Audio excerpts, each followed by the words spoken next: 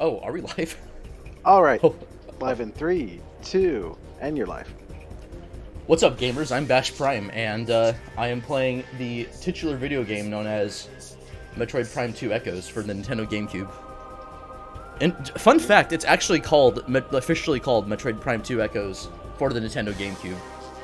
That is a correct fact. You cannot dispute it.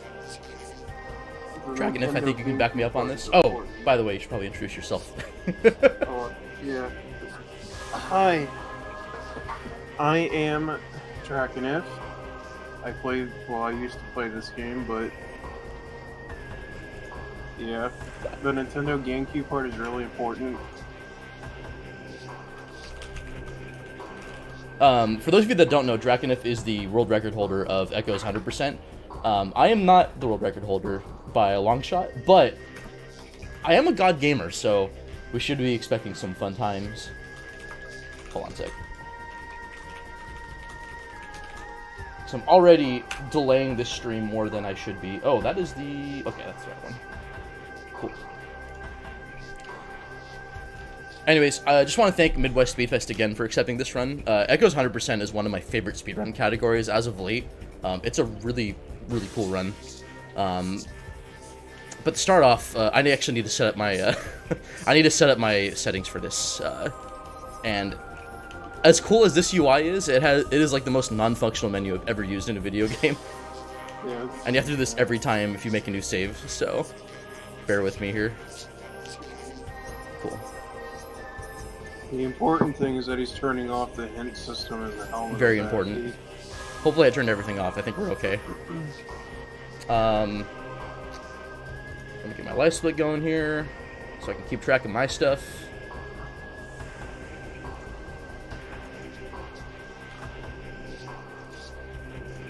Alright, so I'm going to count down from 3. Actually, you know what? I'm going to do assuming I get the cutscene skips right, I'm just going to start from the regular. Was it 14.8, I think? Yeah. Should be close enough. Alright, cool. Well, assuming everyone's ready, which I think stream is, then Yes. I think we're good to go. Awesome, awesome. Alright, well, let's not delay any longer. Alright. Should be accurate enough. Not sure what to say here. There's a mission file. It's the same numbers. It's not random. It'd be cool if it was random. Alright. 3, 2, 1, go. And I pause in the right frame. Let's go. Frame perfect. Fun fact, if you pause in the first frame of this game, you have super missiles and 10 missiles, but after the frame, you have Wait, are you 5 missiles and serious? no supers. Yeah. I've never known that. So 90%, if you've seen a run of this game, any percent starts off with a pretty gigantic sequence break. This run will be doing something a little bit similar. We're going to go out of bounds the same way, but we're going to do a different wall crawl. And it'll make sense in a bit here. Also, I want to shout out our host, CrunchyLice, who I think is our host right now. I'm not sure if that's been handed off yet. Yes, there's just a hole right here, and we can just go out of bounds for, like, I don't know how long, like 15 or so years. We've had to use a trick called infinite speed. That is awful. I'm way too low, but that's okay. I'll just have to...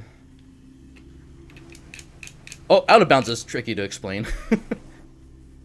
Yeah. Basically what I'm doing is this choreographed movement, and because unlike games like Ocarina of Time, only a few rooms are actually loaded at a time. This is too low. Oh, this is bad. Oh, this is wonderful. Cool.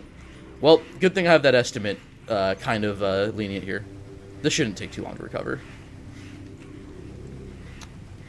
I have to respect, like, basically every room has a bounding box surrounding it, and I'm at the bottom of the bounding box right now. This is embarrassing. Oh my goodness.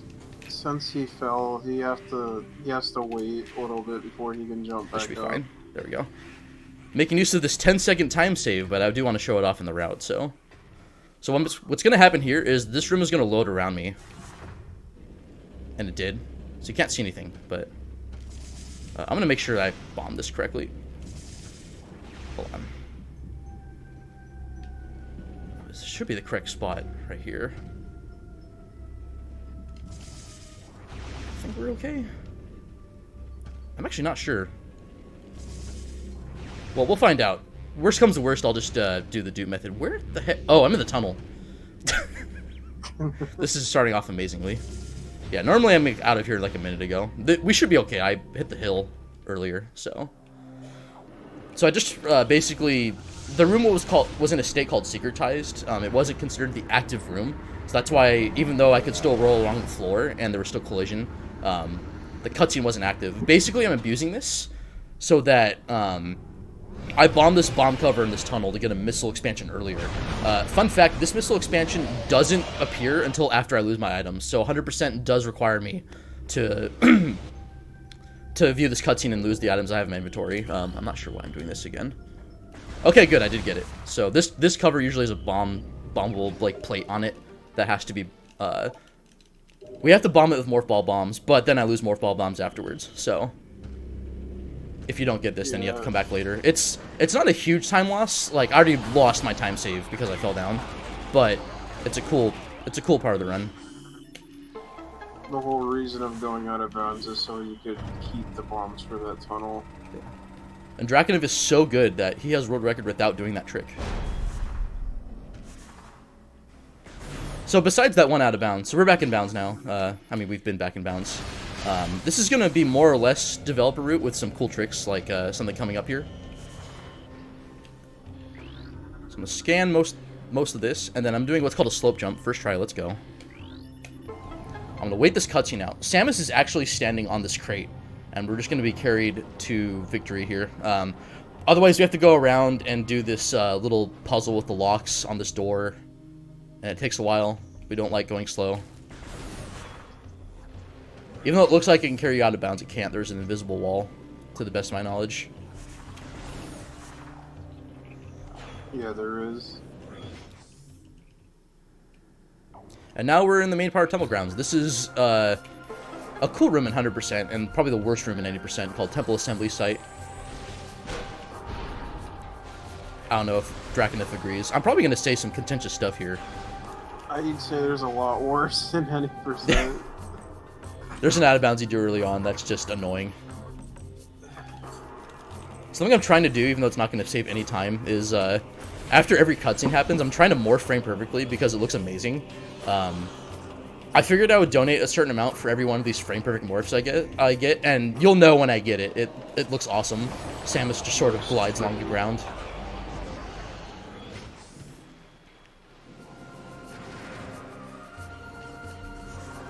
Nice unmorph.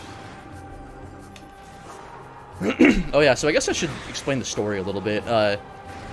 There's like this distress signal from the Galactic Federation troopers, and we found out that they're dead. Spoilers. But it's okay because something worse is afoot, and we've arrived just in time to save the day. So there's our actual, like, expected first set of missiles. If we didn't get that missile expansion back in the Hive Chamber, what we would do is actually do this trick where we can duplicate the missile launcher. And that's usually done in, like, randomizers and stuff. It's pretty cool. But we do want 10 missiles for this section coming up. We're about to fight a boss. And 100% is full of bosses, so that's something to look forward to this run, for sure. It's important to note that if you do the dupe, it doesn't mean you can't, like, skip an item to replace it. You still have to get everything else. Alright, so with the slope jump there... Oh my god. I guess I should explain slope jumps. If you jump against, like, a sloped surface, you just gain more height. It's weird. So I'm gonna do that to skip this puzzle with the morph ball. It's pretty cool.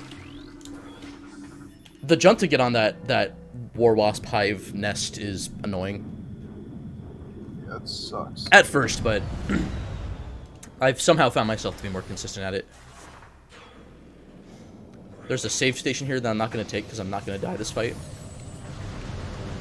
I've never died in this fight. I have to try hard to die. But it is marathon luck, so we'll see. So this is the Alpha Splinter fight, but we start off with these Dark Splinters.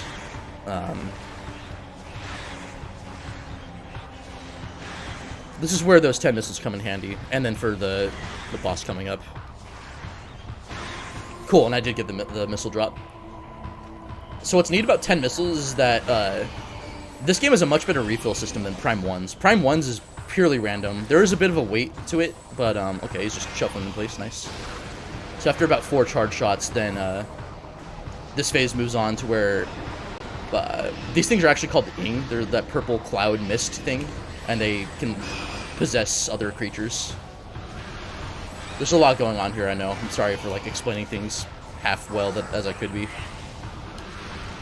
So 10 missiles here are valuable. I kind of interlace them with charge shots for DPS.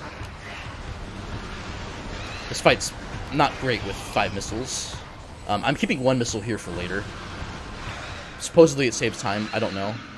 And I just got the best item in the game, don't worry. It's called Unknown Item Acquired. It's kind of weird. The thing with drops in this game, with missiles specifically, if you only have like 5 maximum, the game doesn't like, it'll randomly give you missile drops, but if you have 10 or more, it'll always, or not always, but almost always give you a 10 missile drop when you have 0. So a bit of a story update. We have no idea what's going on yet. Until we meet this guy. His name is Umos. He's as tall as a basketball player. That's according to, I think, Nintendo Power. There was like a preview that they had in some 2004 article. It's great. That's a scan dash. Didn't really save time because the room was, I was waiting for the room to finish loading. But talking to, I forgot to split here. Not that chat can see. Was not a gold split, so I'm not a god gamer. So talking to Umos there gives us the what's called the Violet Translator, and basically it allows us to open doors of this like purple hologram. Its primarily uses for those doors. There's not too many of them. There's like a lore component too, where there's these like holograms that you can scan, but you can't actually like read them without the translator because we don't speak an alien language. Oh yeah, shoutouts to it being like super early in the morning Pacific time. I'm gonna wait out this cutscene a little bit for in-game time. Echoes is run for in-game time, not RTA. We've actually gone by in-game time for like a long time. Alright, so that missile I saved is for this door specifically right here. So we're gonna get 2 things done. We're gonna open this door, and then we should get a refill right there. Nice. And we'll get our first energy tank. For those of you that have not played Prime 2, Prime 2 is often considered to be the hardest game in the trilogy. It's notably harder than the first and third games, in my opinion, for a variety of reasons. But I don't want to spoil it, but there's a lot of sections coming up in this run that require health and ammo management, so we will have a little bit of health to work with, but it's offset by the fact that we don't have certain protection that we normally would have if we were going by developer intended stuff. But now that we have missiles and our Violet Translator, we have everything we need to go to the first like major area of the game called Agon Wastes. I think as a kid I called it Agon Waste, which is dumb. I don't know why kid me thought it was called that. As soon as Bash gets Space Jump, it's gonna open up a lot. Yeah, as soon as I get Space Jump, I'll actually get good at the game too. So it's like it's a double win.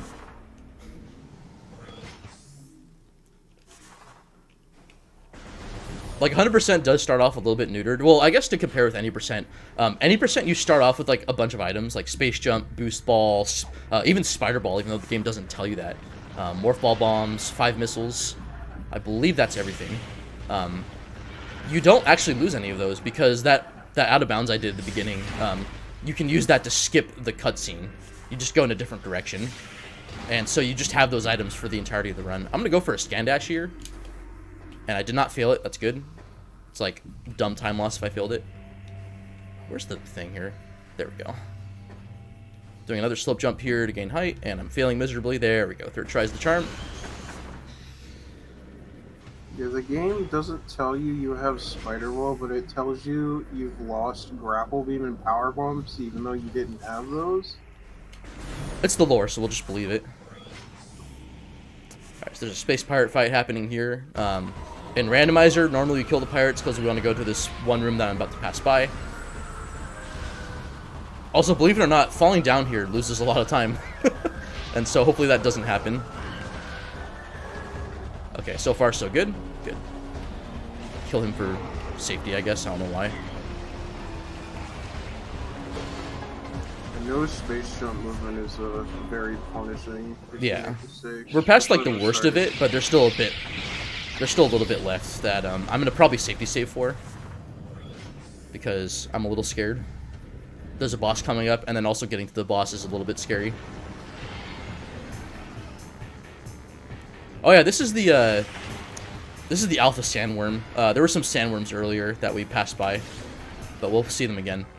But yeah, we just wait for time to pass. You get like barely enough time here to like scan it for lore. I guess I should talk about scans too. We won't be doing any scans this run. For all intents and purposes, 100% is just the item collection. It's not scans. There is a category that factors in both. It's called 200%. This is a 2-cycle right here. Normally you have to do like, I think it's a 4-cycle or something with just the regular like charge shots or something. I don't know. But basically, one single power shot with a missile with a charge shot, and then missile charge shot will take it down always in two hits. There's something that this fight works with like damage thresholds where like it factors in like when wow, those refills just disappeared. Nice.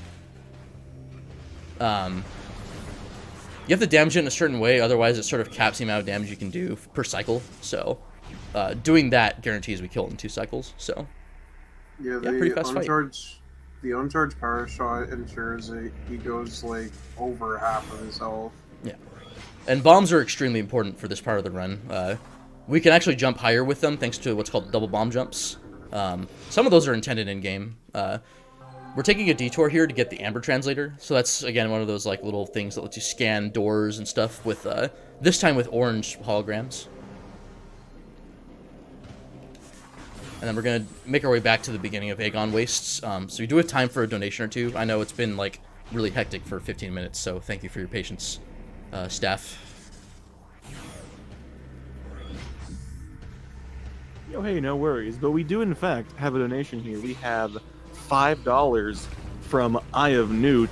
Yeah. Hey, Ash, what's Samus's favorite cut of meat? Prime ribs! I'm sorry. Yo, shoutouts to this one Metroid Newgrounds Flash that I watched a while back. It was awesome. Okay, how am I gonna do this? Oh yeah, okay, we're gonna do this. I'm gonna do some of this movement out of order here. Oh, I forgot to do something because I was autopiloting. So I'm gonna do this as if I was just coming through here the first time and being a god gamer. So this door has an amber symbol on it. So we scan this now and open it up for later. Amber Translator actually doesn't open up that much. It's like that door in a map station in Aegon, but there is a door coming up later on the run that we will need Amber for. So it is worth it to get it now. Otherwise, I think we would get it during cleanup at like the very end of the run. I am forgetting a missile. What am I doing? Draken, if I appreciate you not making fun of me. But I mean, we have like another 2.5 hours for you to make fun of me, so it's great. It's all good. Alright, so there's these space pirates here. They actually don't appear here until after we kill Bomb Guardian. And then we have 2 more pirates that come up, but oh no, a cutscene, and now they're Dark Pirate Troopers, and they have more health, and they're annoying, and we have 1 E-Tank. They can do a lot of damage. How is he not dead? Okay, he's dead. We're good. Alright, I'm gonna try to set something up here, except this guy's moving too fast. Come on.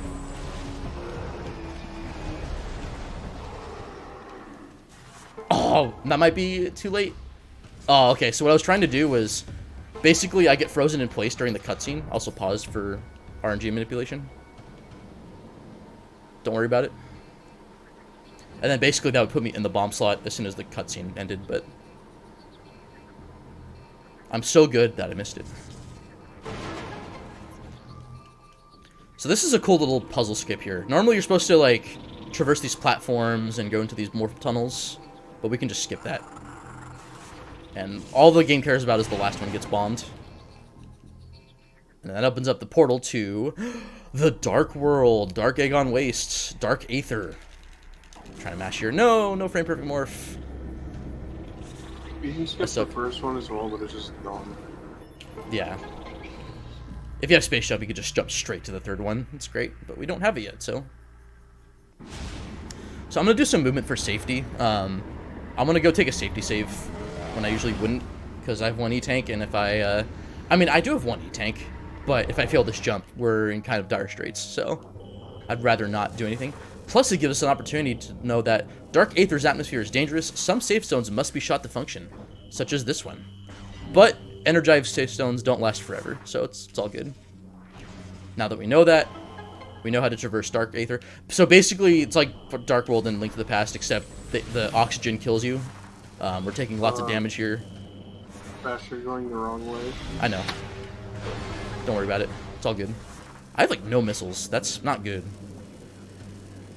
So this save station's a little bit out of the way, but I'd rather not die. Kind of important, right? So Oh, that's why. Okay. I'm gonna go back and show off the movement, so don't worry. I just don't want to die in case I screw up the jumps. Also, you'll see me, like, rolling around a lot for these, like, long hallways. Moving in Morph Ball is, like, what, almost twice as fast as moving on the ground? So I think my ground speed in Echoes is, what, like 11.8? And then moving in Morph Ball is, like, 20 units per second or something, or whatever the Samus is per second. Meters per second. Samus per second. I don't make the rules. Alright, so we just did a double bomb jump to get to this room, like, early and without space jump. And then we jump on that blade pod and get across, so it's all good. Don't know what I was doing with the save there. It's a pretty big sequence. Well, not really a big sequence break, but it skips a big chunk of, like... Yeah, we're expected to come here without space jump. Alright, so I'm a little bit scared. There's a boss right here, and there's some RNG manipulation I want to do. Did that hit the statue? Okay, we're good now. Okay, why am I need missiles, Why wow. are you shooting? I don't know, I'm just scared. I feel like if I don't know. We got time for, like, a donation or two while I'm just sitting here. This is gonna be so slow anyways, because I have no missiles left. Well, actually, I will say, watching this run so far, it's even though you all are just absolutely breaking this like the god gamer you are, and this game does generally pretty well implemented. But speaking of less well implemented games, Sonic the Hedgehog 2006 is coming up a little bit later today. That's and a good one. There's a glitch exhibition incentive for that one, which is at $20 of $150, and believe you me, folks, that is one you definitely. Hopefully this is enough shots. I haven't really been counting DF.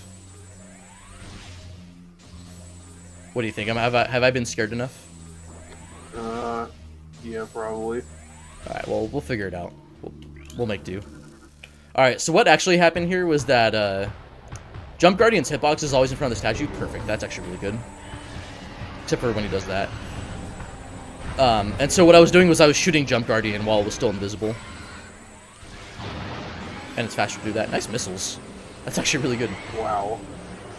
I've only gotten double 10s, like, once, but...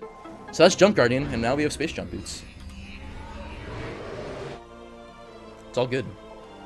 And now the game's really broken now. Don't tell him that yet. We're still playing the game normally. Kind of. Oh yeah. Oh, This yeah. is a challenge run. It's just a little cool showcase.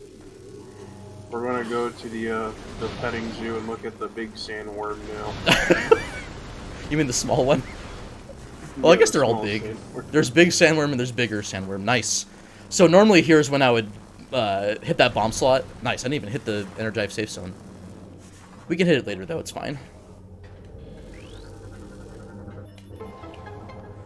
So even though we're detouring a bit for Space Jump Boots, this is absolutely worth it. Space Jump is awesome. Still one of the best items in the game. Lets us jump twice. We're still following the normal game sequence so far. Just because there's so many, like, basic items that we need for traversal that will help later. But we're gonna do something cool in a bit here. So opening this door gives us access to this missile. And there's another missile we'll come back to later, because we just don't have the right items yet.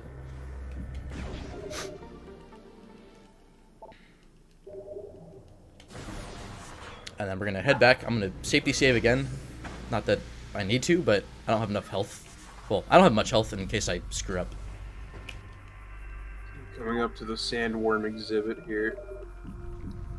It's just right here, so I'm just gonna take it. So there's a sandworm. I don't forget it. I don't remember its name. Robert. This is Robert the sandworm. Right movement. I'm gonna hopefully get this right.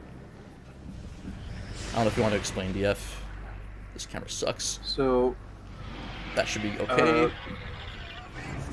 The worm, his movement is always consistent. So what Bash was doing, he was trying to get it into a spot near the wall, because when the worm grabs you in Morph Ball, your collision is ignored. So if you're like right up against the wall when he grabs you, he just throws you out of bounds. I need to shoot this door, right? There we go. Oh, jeez, that's not good. My early game out of bounds sucks a lot. Wow, I went forward for no reason.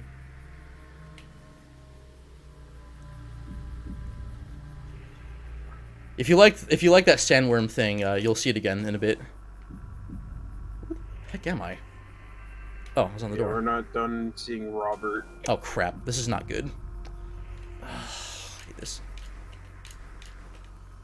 Oh, this room's not even loaded either, so I have to wait for the crap.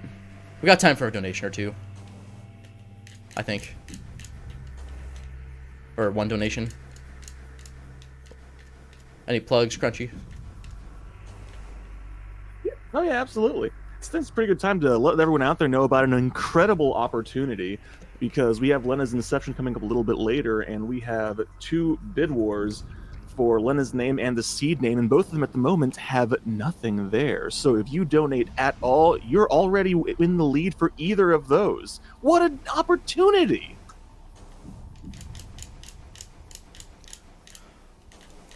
So these jumps here I did kind of earlier. Basically what I'm doing is I'm going in and out of the bounding box for the room. And by doing that, I can gain height and climb rooms that way. It's pretty broken, especially in Echoes. It's out of bounds mechanics are mainly the same in Echoes, but or in Prime, or I guess in all 3 games, but it's much better in Echoes, which is great because out of bounds is a lot more common in Echoes than Prime. Alright, so the purpose of this is to basically skip a required space pirate fight. Make sure I didn't. What the heck? Okay, I'm just gonna space jump there. You can just walk off normally, but admittedly I didn't practice this particular wall crawl enough, which is dumb because I usually don't like this wall crawl very much.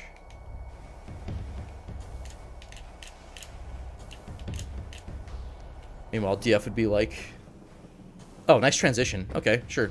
I'll take that. That's actually really good. So there's a fight in there that we just skipped. Oh, Jesus. Cool. Nice. Oh, I did space jump, so it's gonna take a little bit of time to hit this missile. Very nice, you can grab this missile out of bounds, otherwise we'd have to come back in bounds later Yeah. and do the whole more tunnel thing. Yeah, it's not like out of the way, but getting it in bounds just takes longer, period.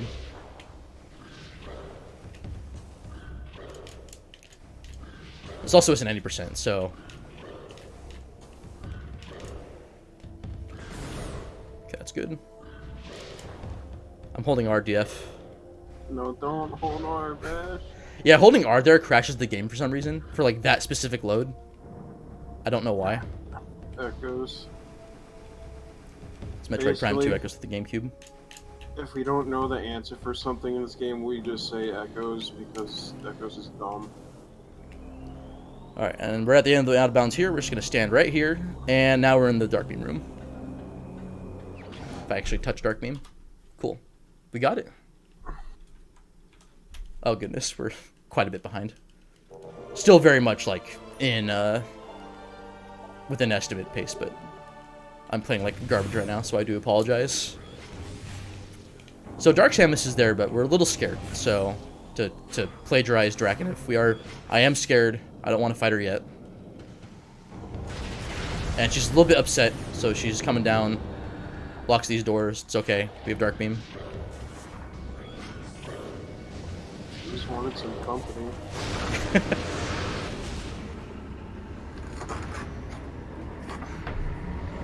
Alright, so our objective right now is to get Dark Beam and Light Beam as soon as possible. There's going to be more points where we go through between Dark World and Light World, and we need the beams to open up the portals themselves instead of the fancy smanchy machines that they have, where you can just scan them. So right now we're on our way to get Light Beam. There'll be some cool jumps and stuff, but this is more or less like intended gameplay, so... I'm shooting that Phazon canister because it'll kill me, and I don't want to accidentally hit it with a Morph Ball Bomb or something, so... It does like 90 damage. It's ridiculous. It's ridiculous. Oh my gosh. We got time for one donation, or plug, or if you want to say anything, Crunchy.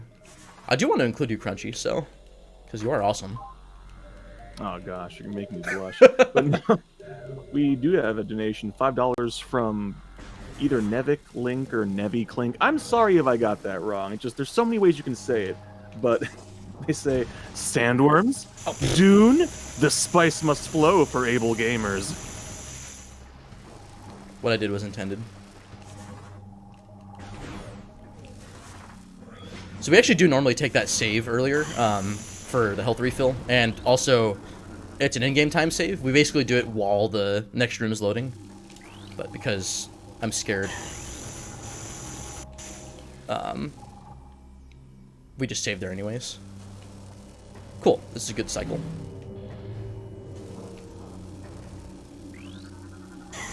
And then another thing too with health management, as you can see, I've lost almost all my health. That's not a big deal, although I have a little bit less health than I usually do.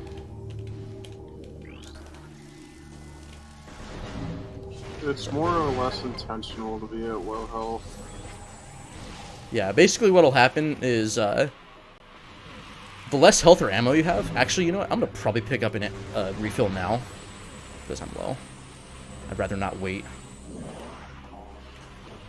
When you're like, I think it's when you're below 20% HP, the game will give you the yellow health drops and the blue health drops, which are 90 and 50 respectively, or 99 and 50. Yeah, so that ultra drop was like practically guaranteed. Forgot this room If you takes a didn't while to get load. there, you would have been really unlucky. Yeah, that could happen for a boss fight coming up, but hopefully that doesn't happen.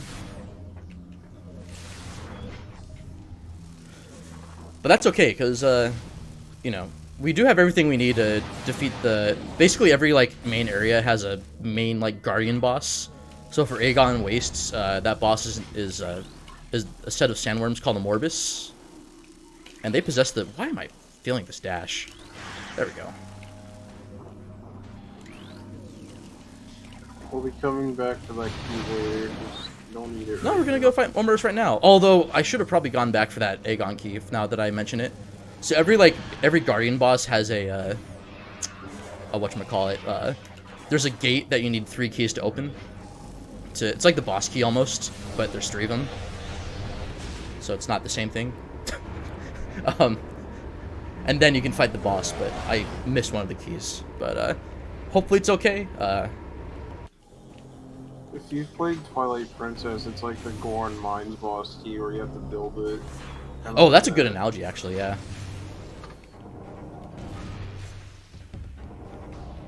Okay, we got this cool space pirate music. Although the game only cares about the first and third one, doesn't care about the second one. I unmorphed there because I get knocked off so easily by that pirate. I don't know what the world record strats do for that one pirate grenadier. Alright, so we're back in the entrance room. There's an item here that I'm going to get, and I'm not going to screw it up, I promise. No pressure. So that's a scan dash. It's not like Prime 1, but it's still pretty broken. Probably should have shot that door with the missile first. That's okay. So this beam ammo expansion is actually pretty important to get now. A, because we're not really going through this part of the pirate base again, but also just... we could use the extra ammunition. So unlike Prime 1, Prime 2, all the beams use their own ammo. That's actually not as bad as it looks because it's pretty easy to refill on ammo. But there are times where... refill, like, just having enough ammo is important, so. Yeah, the beams are very powerful, so it makes sense if they have ammo. Yeah. Like, against light-based enemies, like these space pirates, Dark Beam does as much damage as a missile, and it fires more shot. It's a faster fire rate than missiles, so pretty broken. So that missile was behind that orange door that I opened up earlier. It's like a Chekhov's gun. It comes in handy later. And thankfully we get more health, which is good, because we're going to be doing some more Dark Aether traversal kind of soon. Now we're going back to the petting zoo to see the Robert the Sandworm. Yeah. Robert. What a great name. First is gonna load this room. I'm gonna save. Save. I mean, there's no real risk per se, but I guess I could get stuck in the collision while it's not transitioned, so I guess that would be bad. So the reason this category is better is because in any percent, you do this out of bounds once. In 100%, you do it twice. I'm way too far away. Okay, hopefully this positioning is good enough. Should be fine.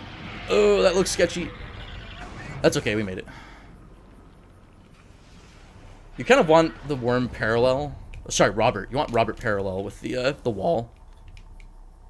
But he wasn't parallel and it still worked, so God Gamer. Alright, so what's going on here is I'm making my way back to this one room that we were in that it's hard for me to describe. It's the half-fight room with the Seeker missile door at the top. Yeah. Well, we haven't seen Secret Missile doors yet. What are those? I've never played this game before. Yeah, so I'm doing these Aether jumps again. Every jump I'm doing here, by the way, is a 3-frame jump. It's not as bad as it sounds, just because it's a rhythm. Yeah, it's a rhythm and muscle memory thing. Alright, so now this room's loading. I jump in that specific spot to hit the load trigger to actually cause this room to load. And then room loads around me and we're good. And now we are going to Torvis. Yeah, we're going to Torvis now. Fortunately, there's another Seeker missile door in this room, but oh, no. thankfully there is another way to avoid it. Because this game is great and broken. Yeah, so that door there, it's purple door. Can't open purple doors yet. We don't have the purple door tool. What I just did there is called a bomb space jump. Basically, when you're in the air, the game counts for like 21 frames. And within those 21 frames, if you are able to input a jump while you're in the Samus state... Hold on. Oh, that's not good. I didn't mean to screw that up. What I was trying to do... yeah, so what I did was... while you're in the Samus state, if you are able to input a jump within the 21 frames, the game just thinks you're grounded. But I screwed up here, so I apologize, DF. I was trying to jump and then fall down, but I did the falling down without the jumping part, so... That jump is stupid. I don't really blame you. Like, everything that could go wrong is going wrong in this run. It's great. Don't worry about it. Actually, that's not too bad. The sandworm out of bounds could have been bad, but I got it first try both times, so that's awesome. Where's the... Oh, there we go. Alright, we'll try this again. This isn't hard, it's just... There we go. That's what I was trying to do. So again, I have to, like, sort of change the active room. It's called a transition. I have to transition the rooms as I'm going out of bounds and wall crawling, per se. So I'm going to do it here, too. Taking a little detour here from a pirate fight. Yeah. Pirates are there. They're saying hello. It's okay. That's not good. Making a quick detour to get an item that we're not supposed to have yet. Where the heck at? Oh, that's why. Of course I get that first try. Let's go. Yeah, the movement here to get from the temple to this hallway is pretty weird. But we do need to stay out of bounds for a cool item coming up. It's very, we're not breaking the game open at all. It's pretty... This is all developer intended. It's a very important item. Come on. There we go. So I need the game to think I'm in that hallway to avoid these other rooms in this big room from opening or from loading up. So otherwise, like, this door here. I don't want this other room to be loaded. Oh, what the? Really? Did I seriously just mess that up? Nice. Excellent gameplay. Top tier. Oh my god, I am playing so bad right now. I haven't messed up any of this movement in practice. So this is just bad. I'm bad, DF, I'm sorry. Don't be so hard on yourself. That's alright, we can just recover.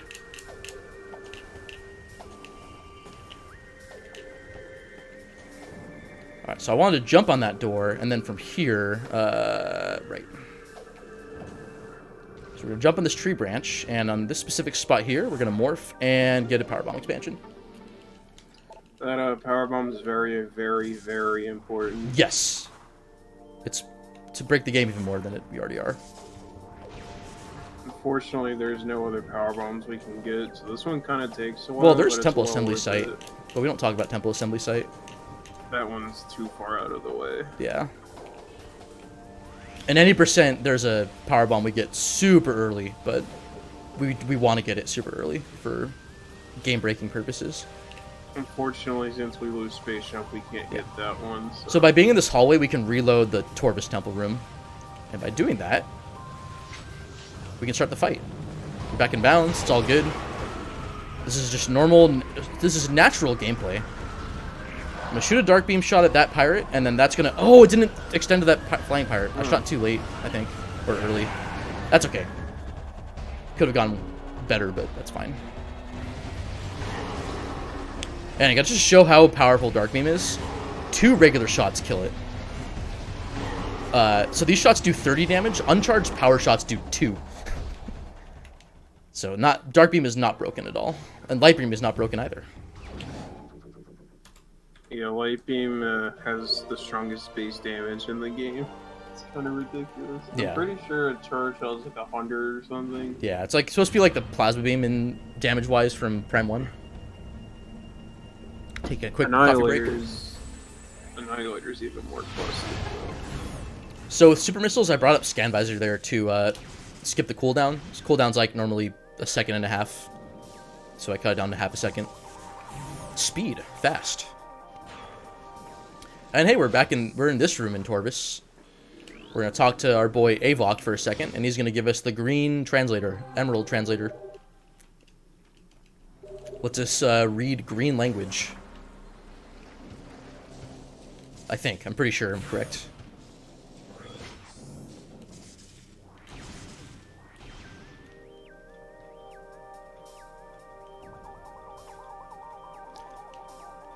I'm doing a little bit of backtracking, so we got time for like 1 donation. Well, hey, on the subject of language, later on today Yeah. we do have that SpongeBob SquarePants Battle for Bikini Bottom Rehydrated Ooh. run. Stay hydrated. And absolutely, that's good gamer advice right there. But we do have a bid war going on for that one, which is which audio language do you want to hear for that one? So there's apparently multiple voiceover possibilities: French, German, English, Italian, Japanese, Polish, or Spanish. So which one do you want to hear? Let us know. Japanese is the funniest. Donate for that one. Alright, so after Super Missiles, the game expects us to go get Boost Ball through this door. We're not going to do that. I failed the jump, so we have to go get Boost Ball now. I'm kidding. Don't know what I'm talking about. I've never run this game before. I don't know what's going on. Yeah, in all seriousness, we're going to Lower Torvus now. It's worth it. Primarily, it's to get... We're assembling a boss key, and this one key is just... It's so out of the way that we want to get it now, and then route in the other ones later. Normally we're supposed to have Boost Ball and Seekers for this, and they're supposed to like be underwater and do all this stuff and go around, but we're just gonna not do that. Yeah, if you press... When you're in the water without gravity boost and you press the B button and the R button on the same frame, while holding down the L button, you move in the water as if you're in the air. It's really dumb. It's great. I love this trick, except when I don't. It looks simple, but this skips a really, really huge portion of Lower Torvus. Yeah, it's insane. Also, that trick is frame perfect. Several several minutes are saved by doing Didn't get the this. morph. Yeah, it's neat though because it does allow us to move faster underwater like this. Ooh, I got that. I got the morph. Like airspeed underwater with that trick. It's ridiculous. It's faster than rolling under the water. Yeah. But here it's just too awkward to do it, so he's just rolling. Yeah, it's too curved because you can only move in one direction because of the way R and L are locked. That's also why scan dashes are kind of nerfed in this game too. You don't go as fast as in Prime 1, but also when you're scan dashing, you're going at like one single trajectory, whereas with Prime 1 you can bend it.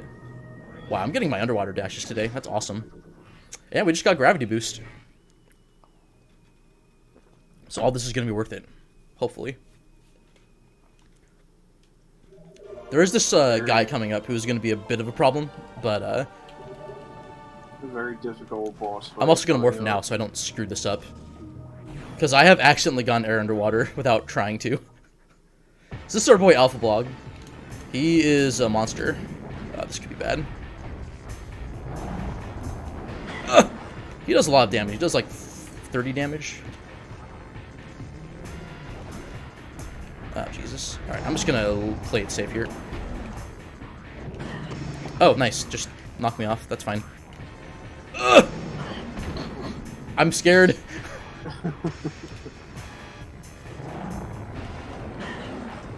Oh, I actually could have gone that. Crap. Sorry. Okay, we're good. Yeah, this should have been pretty trivial. So I just did it with a bomb space jump. Or instant unmorph jump, I guess.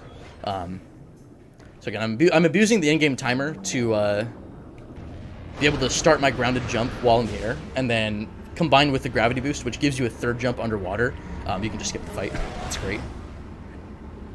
There's a neat trick in 90% where you can pretend the game you're not underwater in the game. So this is that boss key I was talking about. So there's a trick you can do in 8% where you can pretend they make the game think you're not underwater, but you are. So instead of it giving you the third gravity boost jump, you just screw attack. Oh wait, did I say screw attack? What is that? I don't know what screw attack is. We don't know what that is. Do you know what screw attack is, TF? No. Is it like a thing? Is it like a screwdriver or something?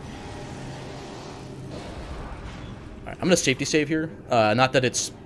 This part isn't that bad, but we are at the start of like the so-called Torvus Gauntlet, where we are going to hope to live and have plenty of ammo and health for a lot of things. This is the less bad part, if that makes sense. It doesn't make sense, but that's fine.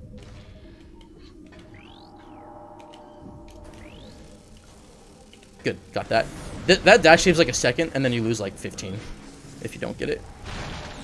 We want that power bomb for later.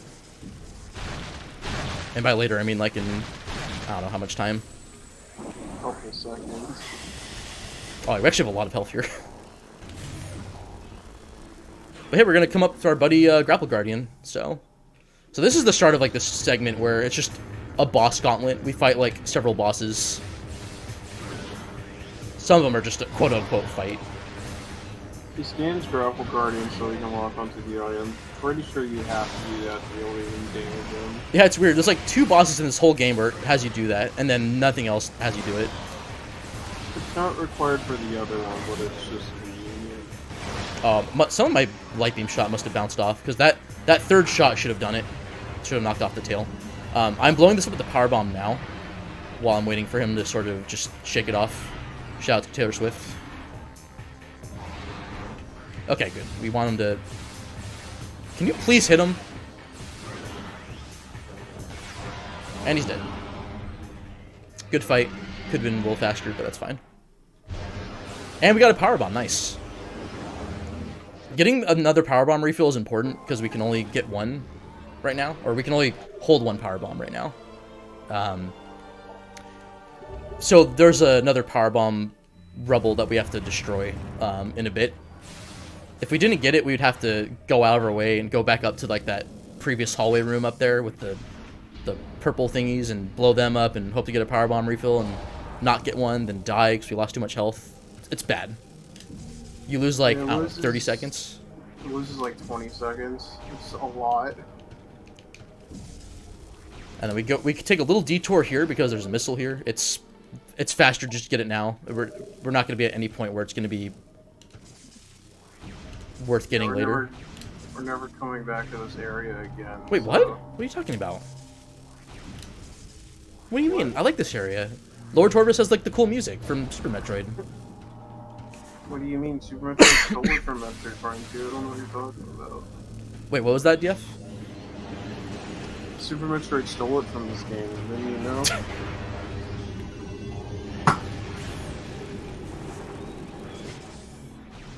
Yeah, so having not enough health here sucks because you have to wait a lot. There's not that many good places for refills, but we have 2 full tanks, so we're in good shape. That was somehow like me barely making that bomb jump for some reason. But yeah, that actually went reasonably well. That safety save definitely helped for sure in terms of having enough health, but yeah, can't really complain there. It's not over yet, though. It's not over yet. To quote Metal Gear Solid 1, the best is yet to come. Also, we can just fall down through this grate, and we're back. That's not an out of bounds, it's just... You can just slip on through. Yeah, you can just fall through it. So these are Grenchler's. They hurt. They just hurt me. I'm mad at them. This bomb spot isn't required, but it's just convenient. Oh, to lower the grate? Yeah. Because we are going to want to go back through that portal later, but through the other side. Did I get a power bomb drop? I did. Great. Excellent. So we are done with Lower Torbus for now. I am going to safety save again, because Marathon Luck dictates that this one thing that could happen will happen. There's a room coming up, and even though this game is actually, like, pretty decently coded, I'm actually not being sarcastic. There's some, like, given how rushed this game had to be the last, like, 3 months of release, or before release, I think, it's actually pretty polished given the effort and time constraints for Retro Studios. There is a room coming up that, because we have Grapple Beam now, I believe it's due to 2 layers being overlapped in the room. Basically, there's a layer system that has layers turned on and off for, like, game progression and stuff, for, like, permanent, like, story flags and all that stuff, too. That's sort of how the game tracks your progression. And this room coming up can crash for no reason. There's a missile there I'm not getting right now. It's very slightly faster to get that missile later. It's dumb. Alright, so because we have Grapple Beam, we have these Space Pirate friends. They did not appear, so that's good. I think it's like Don't a 50% chance of them. This is the room that can crash, but it would have crashed by now, I think. So we are okay. I think, hopefully. Yeah, when you have Grapple Beam, there's some rooms where the grapple cards can appear, and I believe it's a 50% chance except for one room. I think for all the rooms that can lose you time, it's 50%. Ooh, I killed one with a powerbomb, nice. So that tree on knockdown opens up a missile expansion. We're not getting it right now. It's faster to get it later, like with the other missile I skipped. Shoutouts to my practice run yesterday for me forgetting that missile. I did actually a no reset 98% run.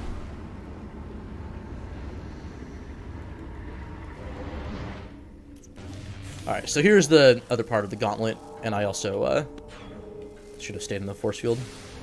So there's these Huntering. They're annoying. They'll probably die here. They should. So normally you have to, like, kind of walk around and have Dark Suit. We don't have Dark Suit. We're just going to BSJ there. That BSJ is, like, my most inconsistent one. It's not hard, but the platform on it's kind of weird, and that's my excuse. But that's fine. We got a convenient save station here. Yeah, unfortunately, Bash forgot to get the Dark Suit, so he's going to have to go back later to get it. Yeah, that was a routing mistake on my part. So normally, with Dark Suit, Dark Suit's great. You only take 1.2 damage per second with Dark Suit on. You take 6 with Various Suit. It's pretty bad. And we're gonna go fight Boost Guardian without Dark Suit, which is even better. one of the reasons why the little item he got at the start of the tutorial is very important. Yeah, so we're gonna route in our second and third dark keys right now. Well, no drops from him. Oh, we did get some dark ammo. That's fine. All right, hopefully don't blink for Boost Guardian. Good. That should be good. Yeah, that's perfect. Yeah, power bombs are broken. You can beat him without the power bomb. It's just really, really, really, really, really, really dumb. And with just Various Suit, it's like, with 3 tanks, it's bad. It's horrible. Yeah, so this is considered the hardest boss in the game casually. It's the first boss where you have, like, no safe zones to make use of. I'm just gonna get some health now. Actually, that doesn't make sense. I'm just gonna safety save again. Oh, damn it. I mean, you have the trick coming up, so... Yeah. Yeah, if I lose too much health during this next trick, it's bad.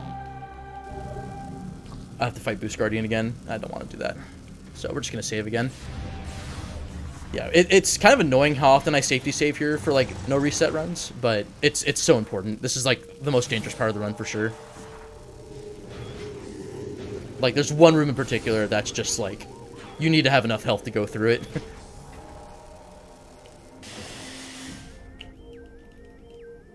So, we'll just do it again. It's fine. Well, we got Boost Ball, though. It's all good. The whole taking Dark Aether damage thing kind of, like, wanes off a bit when he is done with Torvis. It doesn't go away completely, but it's, like, not as bad. There's, like, one risky part that I could die if I get, like, really bad luck, but...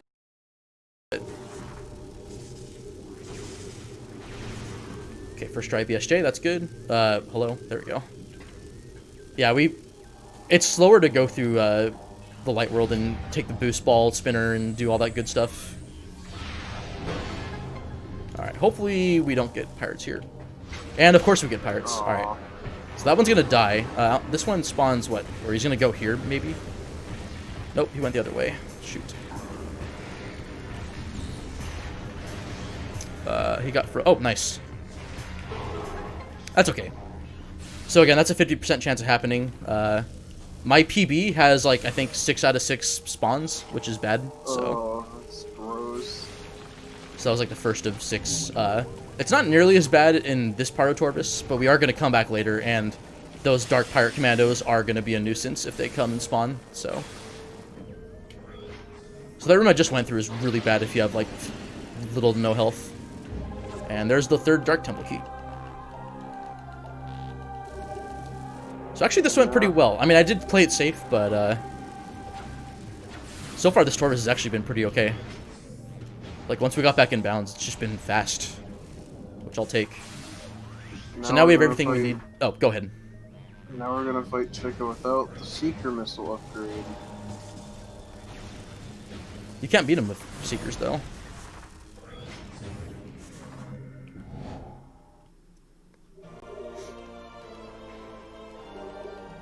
So conveniently enough, we get an ammo refill here, and there's an E-tank coming up right here.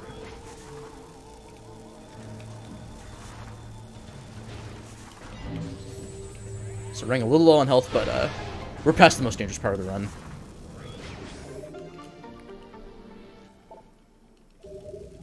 We made it. Hey, Crunchy, how's it going over there? I'm doing alright, how you doing? I'm doing good. About to fight Chica. So yeah, so nice. It looks like you need Seekers for this puzzle here, or this missile thing here, for these locks, but you don't. It's all good. Now this fight is technical. I'm gonna scan for like a second, and then I need to charge the light beam shot and shoot him, like that.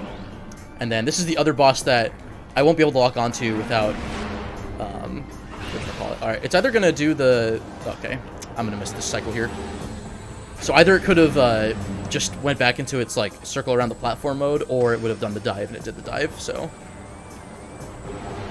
Oh, what? Wow, nice. So I just missed that. Is it going to do it again? I don't think so. That's bad. I just lost, like, no time. Or I lost a lot of time, sorry. Normally I maintain my lock on. Okay, I did finish the scan. That's odd. That's annoying. Marathon luck, yay! Except it's not luck, it's execution. Marathon execution, yay. yeah, this fight has like several different patterns that can just do a bunch of crazy stuff.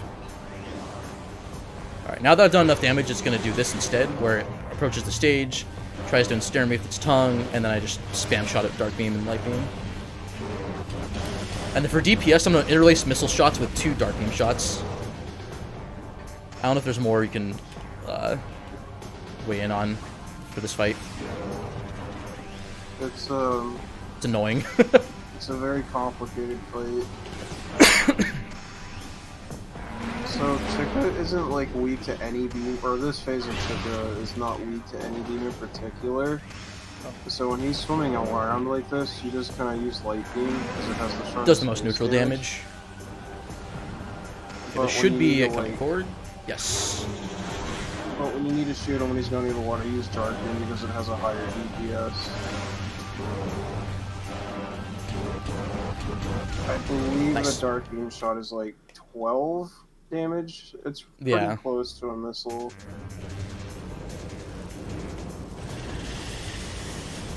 Okay, good. This is Chica Adult. Surprise! There's two phases or 2 fights. This part what? Are you serious? Yeah, projectiles have very. Oh, this is bad. I'm gonna have to play it safe here. I'm really sorry. Okay, one more should do it. Maybe I'm not sure. I'm really low on dark ammo, so I'm just gonna play it safe for this. What was supposed to happen was I stun lock it, but I didn't do that. Like that. Basically, I keep it in place.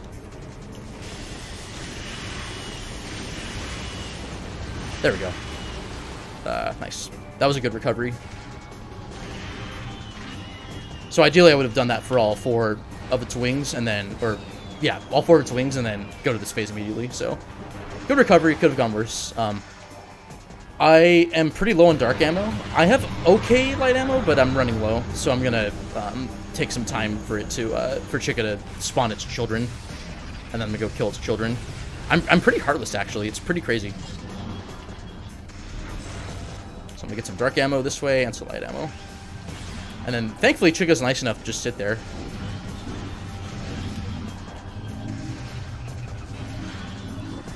We have a lot of ammo for this. I need more dark ammo, though. Alright, so after a while, I think Chica's going to be like, okay, I've had enough of you.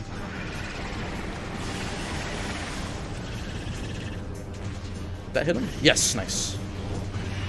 Good, awesome. So this part of the fight, am I already... Oh, no, I have to go around.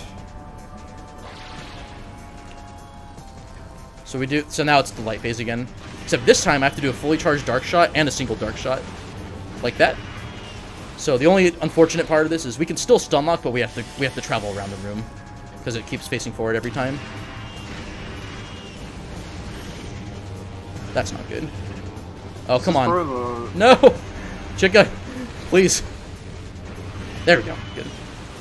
This is probably the hardest boss fight in 100%. It's really hard to optimize. So, there's a lot of things that can go wrong, and there we go. We're good. Can cost a lot of time on this fight. And that's actually faster on the last wing to fire a super missile. And I didn't do it in the first part of the light phase, so. It doesn't like do any extra damage or anything. It just saves a missile shot. It saves like a second. Yeah.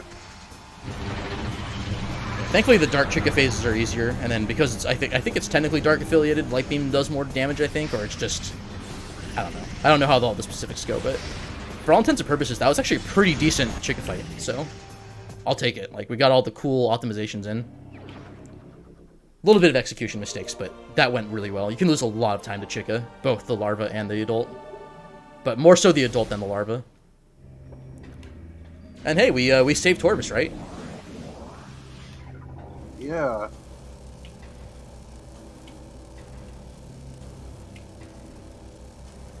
Actually did some God Gamer skills. Shouts to Randomizer if you have to do this without Dark Visor. Although, Randomizer is different. Alright, so we're going to do a cool gamer strat where it's going to look like we're going to go and retrieve the...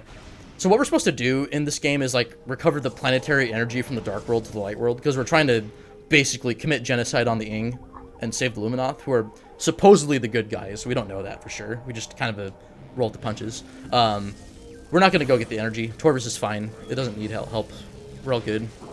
Nice drop. Yeah, you just need to reload the room and get the elevator to work again. Yeah. You don't need to just like get the energy. We actually don't want to get the energy because it'll lock us in Torvis, I think. Like the entrance will be locked. Yeah, they fixed that on the Wii version though, so you have to get the energy on the Wii version. Oh. Yeah, it's all good. Gotta get damage boosted. Nice. The Hunter Ring's pretty annoying. He's pretty rude. But yeah, that's basically Torvis 1. We just have to go back to Light World and be God Gamers.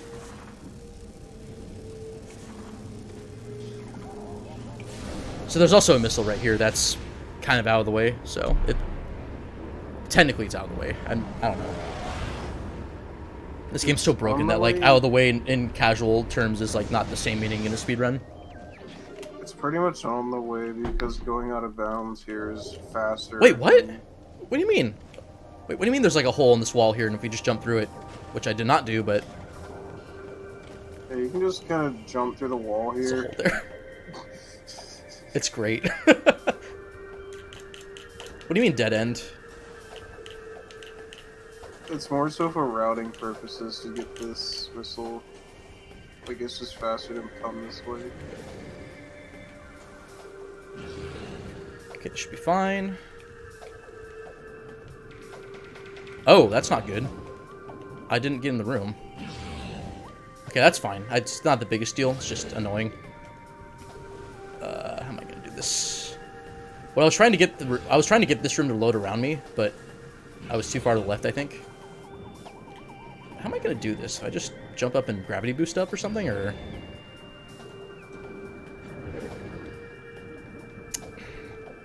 I haven't failed this before. That's weird. Do I go back further enough to recover this? Oh, there we go. Alright, so all I'll have to do here is, oh, what? That's annoying. We got time for, like, a donation, I think. Or, actually, hold on. I might be able to recover this.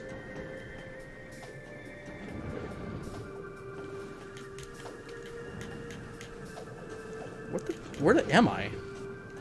There we go. Alright, so I'm gonna load this room to see what I'm doing. Oh, come on. There we go. So I did what's called a ceiling warp to go back in bounds. That's to get this missile here. God, my out of bounds has been top tier today. Shouts to everyone for being super impressed by this clean movement. Especially DF, right?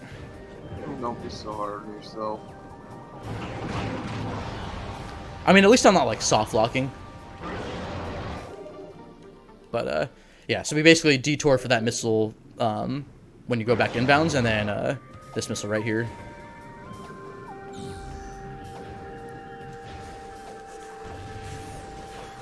I think oh, never mind. The room. I somehow got that door to stay open in 100%. I forget what I did to do it, but I had to open the door again, so it's fine. You just have to be high enough to keep it going. Oh, pfft, nice pause. Yo, thanks, Crunchy. I like Crunchy's so polite. He's our host for like reading donations, and yet he still went Twitch chat as to not interrupt. But you're more than welcome here. You might as well be a commentator at this point. Also, this door right here is why we need Aegon, or yeah, Aegon Translator. That's the name of the item. Amber Translator. There's an amber door there that's just conveniently there because I think Retro realized they needed the translator to actually lock something. Opening that platform there is really important. I just shot it with light beam. If I didn't open that doorway up, bad things would happen at the end of the run. So we got to make sure the stars are aligned. All right, so what we're doing now is we are heading back to the ship, but we're gonna stop on the way to get seeker missiles. Normally, before you even go into lower Torvis, you're supposed to backtrack here and then go up this half pipe after you beat Boost Guardian with get your hard-earned Bruce Ball and just burst burr. That's the name of the item. I'm enunciating my words correctly. Thank you very much. Oh, actually, I would have gotten that if I held right. That's sick. But because Seekers are kind of out of the way enough, and we don't really need them for the first Torvus visit, we're just getting them now. They are required to beat the game, though. Oh, I did that once. So this puzzle is always the same. It's 1-1-3-2.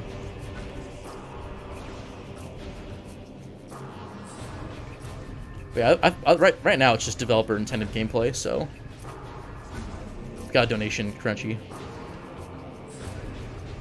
What I do have is another amazing opportunity for everybody out there in chat. I like those. No frame-perfect morphs yet. I'm sorry.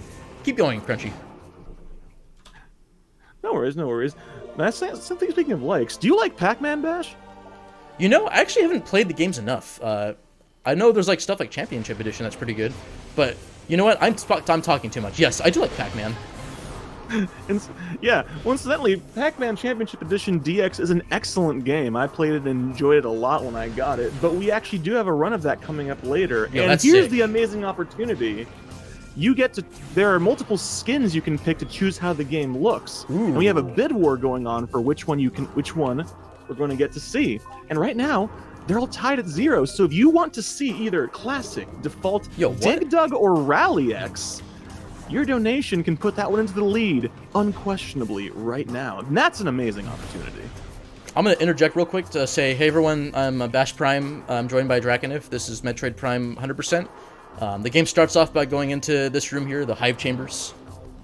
And then we have to do this puzzle. Oh, what's this? Also, Dark-based enemy. You think Dark Beam wouldn't do much, you know? Type effect in this Pokemon. Nope, he dies. Yeah, he gets frozen by it for some reason. There's some Dark enemies that Dark Beam is like by far the best weapon to use against because they get frozen. It's like the Ice Beam where it just freezes them and then a missile just shatters them and kills them instantly. Alright, and we're gonna do oh, whoops. Yeah, so this is like exactly the same start as in like any percent. And we're actually going to do the wall crawl that's used to skip item loss. So basically we have to climb up back the way we go. Yeah, he has to do this because he skipped all the puzzles in the other side. Oh yeah, we skip all the story and stuff where we find out that like the Federation troopers are getting zombified basically. It's too slow, although it's only like 10 seconds slow, so I mean... Could have probably shown off for the marathon, you know? Natural gameplay. I can't get too close to that hole, otherwise I fall down. It's really bad if you fall down.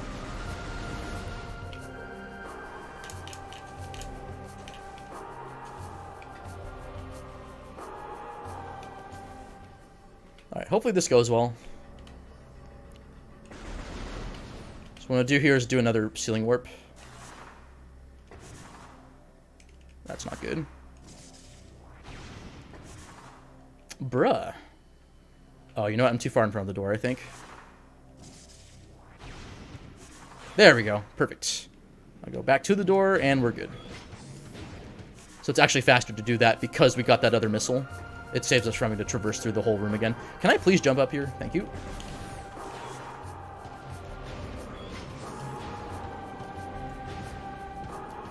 You know, this marathon has a really cool games list, and I didn't even realize that Championship Edition was there. I opened up that dark crystal platform door thing. There's a portal behind it, and we're gonna need to take it later. But it's faster to at least open it up now. Also, shouts to Hive Jump, hardest jump in the game. Again, this room has some cool stuff and movement in 100%, and any percent not so much. It's annoying. It's actually really cool in any percent. It's just annoying. Alright, so this is neat. Because I don't have a power bomb, I need to use another one again. I have to go back in here and hope for a refill. Nice. I've gotten bad luck in this room before where I have to like wait for the wasp to appear and then kill them. But that's okay. So we didn't have a power bomb. We got another one. Finally, after like an hour and 10 minutes, we have 2 power bombs we can use. 2 whole 100% natural gluten-free power bombs.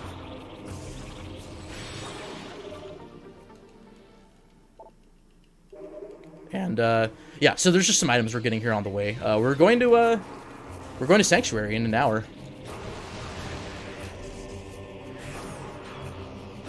And then what's interesting about this game is that this gate blocks you from being able to come back here later on in the game.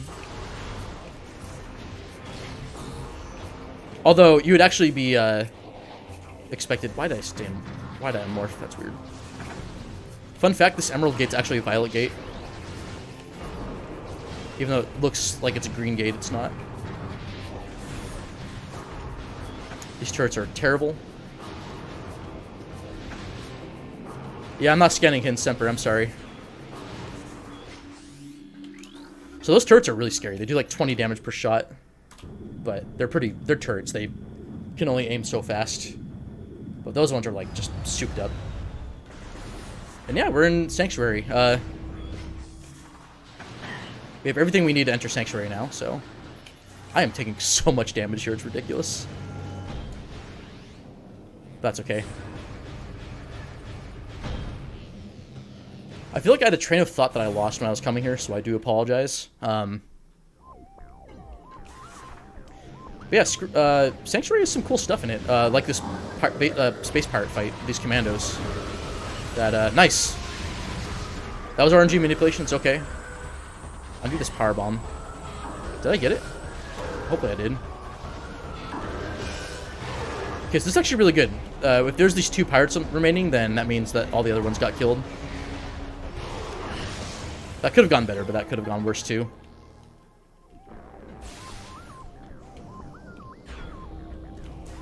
Oh, wait. This is the... What the... I had no idea it was back here. What the heck? I don't know why it spawned you on the complete other side. Also, I took a lot of damage there. I'm sorry. Again, RNG manipulation. Okay, this is kind of dangerous. I'm going to just do this. I normally have more health in this, but I'm just going to get some health refills here. Okay, we're in good shape now. Yeah, normally what I would do is I would boost through them. Like that. This game's broken. Wait, it's not broken at all. What am I talking about? This is the sequel. They patched stuff from the first game. Right, DF? Yeah, that's how it works. The sequel's always less broken. You know, we can't scan dash anymore. We can't do, like, cool boost ball stuff. Okay, this is our best friend, Quentin the Quad. Everyone say, hi, Quentin. Okay, come on, please. Excuse me. There we go. Bye, Quentin. He's our best friend because we can just jump up from here. It's all good. If you're like, no, you're supposed to kill the quads, I would do a burr meme, but, I mean, I don't know how Samus can go burr from jumping. My meme game is really bad right now. I'd like to thank chat for being very kind to me right now, because my humor is very off today. This puzzle is always the same. It's orange, blue, red, green. Oh, I'm sorry. It's amber, cobalt, crimson, emerald. Those are the official names. This game goes by fancy color speak, so... It's the technobabble. Like, I don't make the rules. And then, hey, Metroid reference. We destroyed a glass tube with a power bomb. Where have you seen that before? Super Metroid kind of rips off Metroid Prime 2 a lot. Yeah, it kind of rips off Prime 1 as well, and Metroid Samus Returns too. Alright, so we're back in Dark Aether. We don't have Dark Suit Protection. It's okay. We don't necessarily need it. But yeah, this is Sanctuary Fortress. It's a pretty technical area. Okay, I should have gotten a power bomb drop here. And I did. Good. I'm gonna need it for later.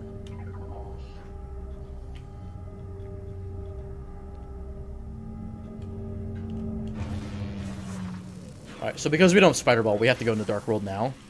And what I'm going to do here is fire my... We're going to open up the Secret Lock now from here. Not broken at all. And then, because of cutscene magic, we get placed on the other side, so we don't have to grapple across. It's all good.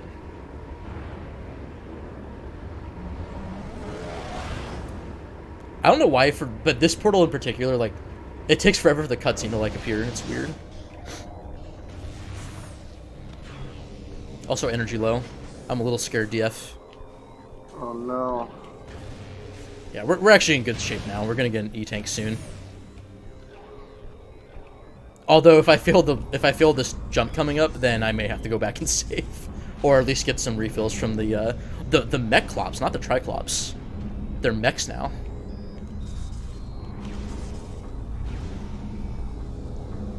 This room is also loud. It's got a big gyro in it.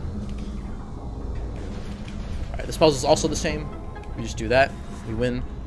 I need light beam out now. So this part of the game is pretty intended. What you're supposed to do is, this will unlock a path to get to the Sanctuary Temple and the energy controller. We're not going to go there just yet. We're going to make a little detour to get a little item. It's not too important, I would say. It's definitely not the best item in the game, and the reason why Echoes, even though we've seen some pretty broken stuff, oh boy, we're just getting started, right? So this jump here, and I get it first try. That was really sketchy. Hopefully that worked. It did not. That's dumb. This little jump that didn't work. Okay, I'm going to explain afterwards. Oh my goodness, I'm failing it. Not the worst thing in the world if we need to go back, but I need health for this. Oh my god. There we go. Nope, I still did it to... DF, help. I need help. There we go. God Gamer, let's go. First try. So that jump right there is a huge sequence break for Sanctuary. It skips Spider Ball, it skips Power Bombs, it skips Echo Visor. And that's okay. We get an energy tank for our rewards, so we're all good. Still have to get those items, but this item he's about to get is just so important to get, like, right now. Oh! I didn't make it. That's fine. Alright, we'll do it back up. I was trying to do a cool trick and jump off the Resbit's shield. We can do this BSJ here and just win. We're winning. Okay, I've been so inconsistent with getting that instant morph. Also, you can instant morph as well as instant morph. It's great. This trick coming up is one shot and kills any percent runs, except it doesn't anymore. That was totally not it. Yeah, first try, chat. Let's go. Yeah, so this room is Grand Abyss. It used to be the gatekeeper for any percent runs, but not anymore because of kind of that. There's this trick I'm going to do called a boost jump, and it's going to let me keep my speed while staying facing forward. And basically, we're trying to decouple the camera's heading, the angle the camera's pointing at from where we're moving, like this. And because the camera's decoupled, it'll allow us to get an instant unmorph while maintaining our speed. And we can do that and just break open the game even more. And as you can see now, this is the best room in the game. I'm gonna fail this jump, this dash. Oh, nice! Before that boost jump strategy, you had to dash onto the robot, and it was a one try only. So yeah, in 100% it saves 10 seconds, and any percent it saves a whole run. It saves over it's like 5 minutes and 80%. Yeah, and because it was a one-shot trick at the time. How am I bent that forward, I think. I'm trying to do this thing called Vault Dash. I got it first try in my practice. Not getting it first try here. That should be good. So that dash right there skips going to Dark World.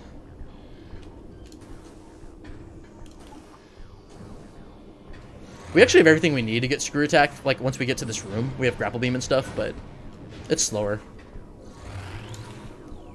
Besides, who likes Dark War Wasps? Because I don't. In fact, we don't see them at all in this run. So the idea is you're supposed to go in between Light World and Dark World and basically open up these 4 locks to the vault. Because there's something kind of valuable in here. This room is called Vault for a reason. We're accessing all the Luminov's tax records and stuff, I think. Something like that, right, DF? I'm pretty sure. Yeah, that's what it is. You know, we're gonna find out. Yeah, basically, Screw Attack here is just their tax evasion. I'm so stupid.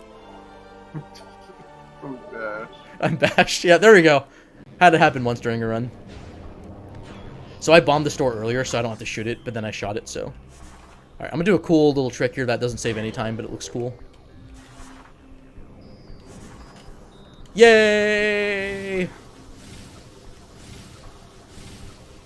Does that count as a frame perfect morph animation? I don't know. I don't think it does technically, but how would I know? Attack's broken.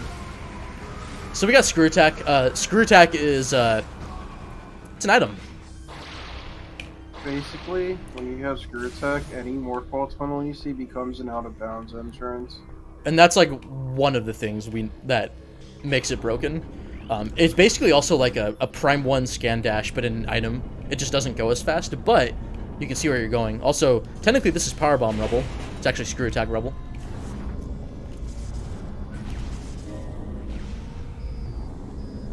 Yeah, getting Screw Attack early is like the crux of any percent. It's used for a massive sequence break in Sanctuary. For Although you can reference- do a lot of broken stuff without it.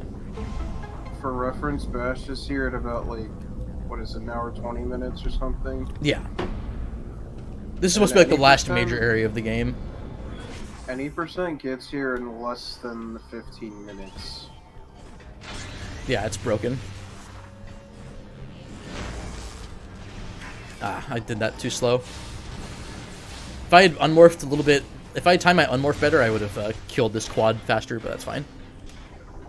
Oh, and hey, there's a little thing coming up, and it was a donation incentive that was met, thanks to everyone's hard-earned donation amounts. Thank you so much for donating for this, by the way. So because of y'all, we are going to watch the best cutscene in the whole game. Oh, okay, what I was supposed to do there was leave that cutscene running to save on in-game time, but I'm a cheater, so... Alright, remind me not to skip this cutscene. Here are the words of O'Lear, last sentinel of the Fortress Temple. May they serve you well. I'm so sorry, DF. This used to be a great fortress, a safe haven for our people during the war. It also holds portals to the Ing Hive, the heart of their dark tribe.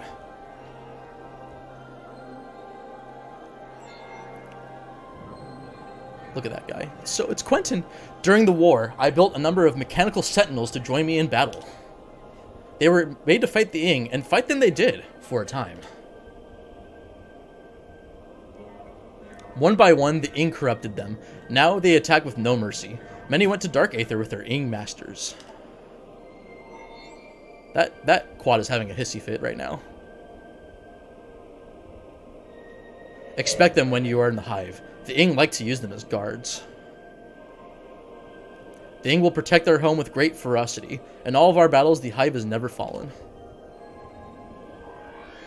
I have updated your translator module. You can access devices and doors coded with cobalt holograms. Church, the area is now open to you. If only I could join you. Redeem my fallen honor in battle. But my time has passed. Man, his dead body's just right there. Good luck. Let the light of Aether show you the way. This cutscene's very important. It's very important to the lore, I guess. I don't know. He's just some guy named O'Lear. Nothing wrong with that, right?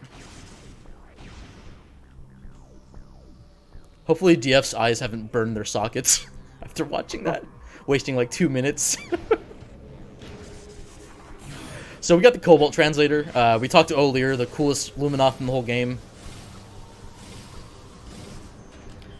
Hearing his words is very important for some glitches and stuff, but I mean, without his guidance, we wouldn't be able to open that door. So it's fine. The door we just went through.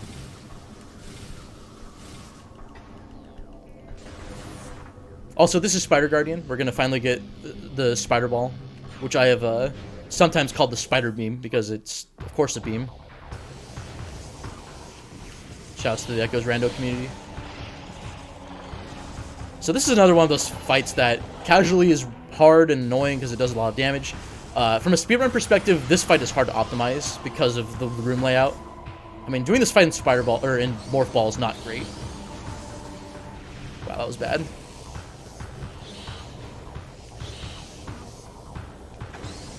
one of the reasons why What? this plays like really hard is because the game. This broom is the worst. The game casually never like properly prepares you to do a boss like this, so it's like a really big difficulty despite the casual playthrough. He's in the way still. Come on. I think it does something like 30 to 40 damage too every time I get hit, which is annoying. Yeah, this room is going really bad right now. Oh my god. I need to actually, like, pay attention. There we go. Come on. Please. Please just move. This is the hardest part. At least in my opinion. There's a strat you can do called Fast 3 for the third room. I didn't get there in time, so I'm gonna have to hope for backup. I should be able to get there in time. Okay, we're fine. There we go. Yeah, I don't know why the bugs can actually reach me, or just. You can do the same thing in the previous room. It's just really harder to. It's much harder to time, I think.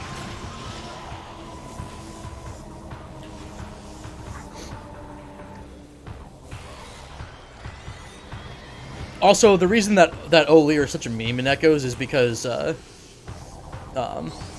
could have shown off to. Oh, that's not good. I boosted too far. That's fine.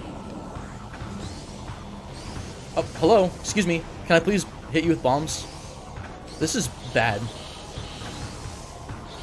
There we go. Please hit in time. Good. This fight's going really bad right now. I was supposed to hit him with bombs earlier and then just, like, basically make a mad dash to this bomb slot. But technically this is, like, the easiest of the four parts of the fight.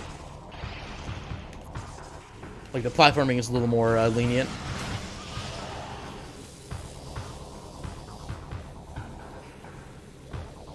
Yeah, so we have to do... Now, for this one, we just have to hit 3 bomb slots instead of 2, so...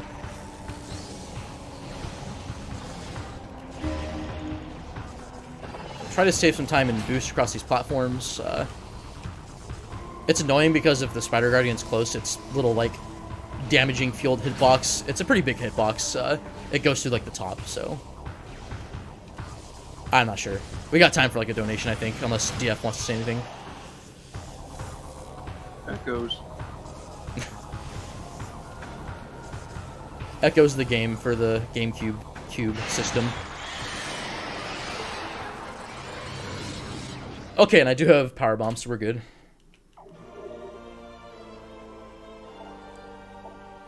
Yeah, Wandering Mind, I agree with you. Casual play, Spider Guardian's pretty annoying. I do find Boost Guardian to be worse, but Spider Guardian's like probably the second worst, or maybe tied for some people. Like, it's hard to, like, try to avoid it while you're in Morph Ball, so... Anyways, we're going here now. A, because we can, but B, because this room is out of the way enough that we're not going to really come back to this spot again, so... But hey, look at these guys. They're called Flying Ink Caches. Did I forget to mention we have to get 9 keys to open up the final boss area? I did. This is the first one. And you can only start getting them after killing Chica. It's great.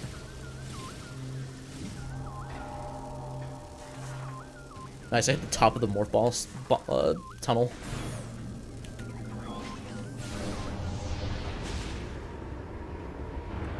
But, you know, just natural gameplay order. You know, we got Screw Attack first, no problem. I am going to make my way back to a save station. There's a part coming up that's risky. It should be lenient, but seeing as how I've messed up this part in many runs, I don't trust myself. So we are going to take a safety save. There is a missile expansion that we're also going to get on the way, so I guess that's nice, but other than that, we're just going to be making our way back to a save station. So what's going on, Crunchy? What do you got for us? Any donations? Any plugs? Oh, I have all sorts of things as it turns out, but I think this time I'm gonna mix it up and give you all a donation. Ooh. We have $1 from Eye of Newt. Something Transformers, something Optimus Prime. Didn't really put a lot of thought into this one. Anyway, here's $1 to name Lena P. Besto.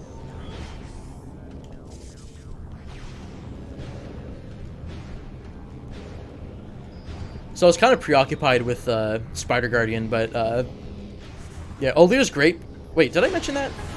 I already did, and then I kind of lost my train of, or I kind of like went on another tangent, I think. But yeah, so there's like a thing you can do to constantly replay the Olir cutscene, and because the translators, they like the Luminoth give you when you get the new translators, because they give you a new percent, you can abuse that particular cutscene to get 255% in echoes, but it takes like forever, and it's dumb. Shoutouts to Claris for being an exceptional runner of these games. I did save, right? Did I save? DF, do you know if I saved? Chat. I may have just hit no on accident. See, it's like Pokemon. You go save once, and you think, hey, did I actually save? Like I have the short-term memory of like a goldfish, so we're just gonna make sure that we're properly saved. Yeah, I was too distracted by 255%. That's correct, Crunchy. That's alright. We got a lenient estimate for this. This run's been going pretty well so far, besides the beginning, so I'll take it. All this is just RNG manipulation. It's fine. This is what I get for being so caught up. I did save again, right? I should have. You did save. Okay, thank God. I think it's because I don't hear the lasers coming out when it saves your game. Something along the lines of that. I get too preoccupied. I just autopilot. But we're good.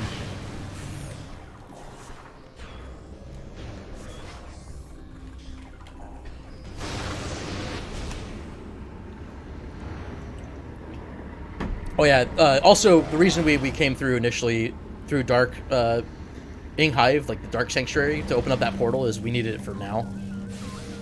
That portal is too convenient to ignore, so it's worth it to go through like developer intended ways. Also, I could have killed this Ing earlier, but I wasn't able to hit the beacon fast enough, so. Alright, so normally we need Echo Visor here. That's not going to be a concern because we're going to do this.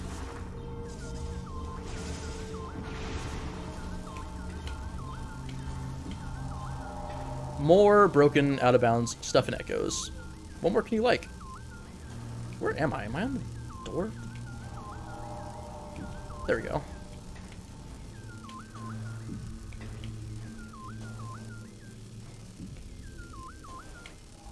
Okay, we're pretty good on health, so I'm just gonna go straight to the...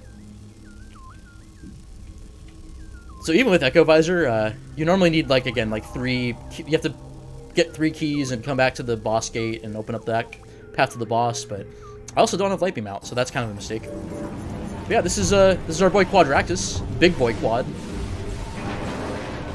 And we're fighting him without any super protections, which is great. Okay, that's okay so far. Not the best start, but...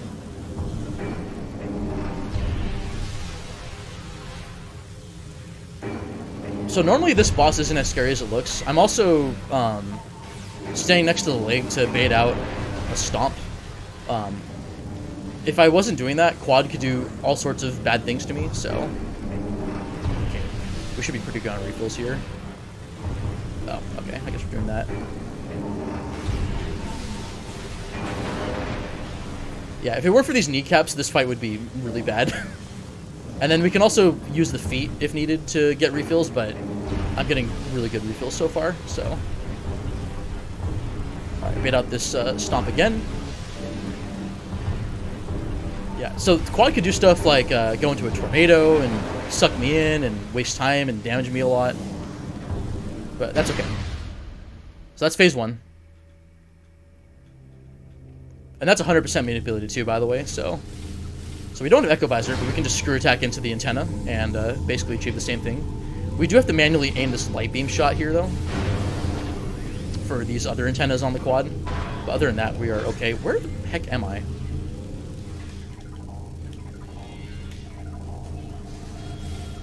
What? I just canceled my... This is so stupid. Alright, so we just repeat this 2 more times for phase 2. This is actually a really cool fight, casually. You, like, use Echo Visor, Light Beam, all sorts of stuff, but, even in a speedrun context, this fight's really cool. It's just, there's a lot of cool strats. Light Beam gets to show its use again, and that's phase 2. So now, all we have to do now to defeat Quadraxis is lay 2 bombs, but to do that, we have to actually, like, jump onto the head. So we stun it, and hope we get good RNG. We did. That's excellent. Good start. This fight's going really well. Sometimes you can get screwed on drops, though. Oh, he went over here. Shoot. Okay, I'm gonna hope he goes left, but probably not. I think he's going left. Nope, he's going right. Okay, that's fine. Alright, I'm gonna have to wait a little bit here. I didn't really set this up correctly, but that's fine. And that's quad. Somehow we had the dark suit on for that cutscene. Don't know why. But it's alright. It's all good.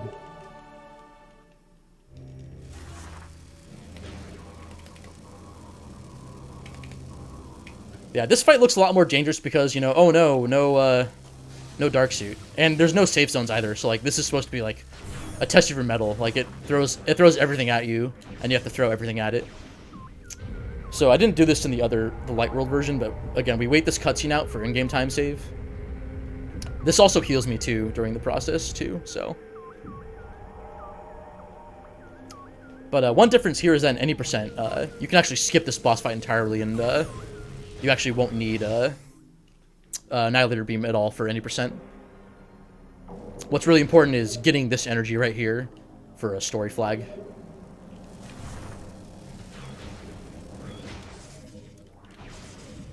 Alright, so after this, we're gonna go get a missile expansion on our way and then head back to Light World, but not too much going on. We're just kind of making our way out of here. Making our way downtown. I don't remember the lyrics. I'm not sorry. Oh my god, I almost fell off there. That's crazy. I thought it was like for sure fine, but nope. Echoes. What's up, Crunchy? Not a whole lot, just kind of entranced by Metroid Prime 2 Echoes for the Nintendo GameCube.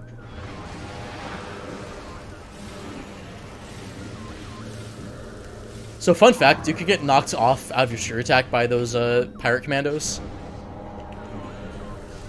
That's happened to me in any percent and stuff too, so. Also in any percent you have like, I think optimally you have 2 E-tanks. I meant to go get ammo, but that's okay. I got supers for this as a backup. Annihilator is also not a broken beam at all.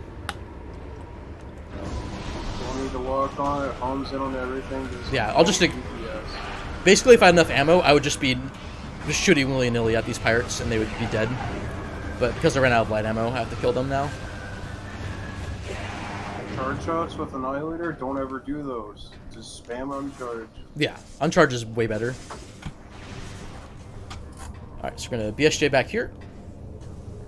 So we can do this instant morph, but I'm gonna, for safety, just jump here, because I'm not consistent with getting on the spider track. I used to be, but I'm not that good of a gamer anymore, so... I blame myself getting older, I think. I think it's just I'm too old for this game. Yeah, that's it. I'm basically becoming a boomer. It's not ideal. I don't know how someone becomes a boomer, but I guess I'm gonna be the peer-reviewed example for boomer transformation. What am I even saying? I'm bad. I'm BashPrime. This is Metroid Prime 2 Echoes, 100%. You know, despite all this, we're still not halfway through yet, but we are, we're getting there. Just had to get some items out of the way first. Oh, what am I doing? DF, what am I doing? I thought I was making my way to the temple, but there's a certain place we have to go to first. Yeah, you are, you're on the wrong path there. Alright, so now we have to go to Eri. Eri has a Has a little something there. So in this room, you're gonna see Dark Samus being a little bit upset that we didn't give her the attention that she wanted, but that's okay. We're gonna have some. We're gonna have some one-on-one time together. That's all good. So she's just eating up some Phazon here. It's fine. That was really gross for me to say that. Very insensitive. I'm Bash. I'm terrible. I'm sorry. Okay, and I did get the bad RNG start. So fire light beam shot here. Didn't actually hit her with screw attack. So let's just fire a missile so she can stay in one spot. Please just do that, or not. Just can you please just stand still for like 1 second? So ideally, I would have just screwed attack into her and would have been past this part of the phase. But lost some time there, so. Again? Marathon luck, everyone. Have you seen that for double boost ball in DS2? That screw attack didn't come out. That's nice. She's just wasting time at this point.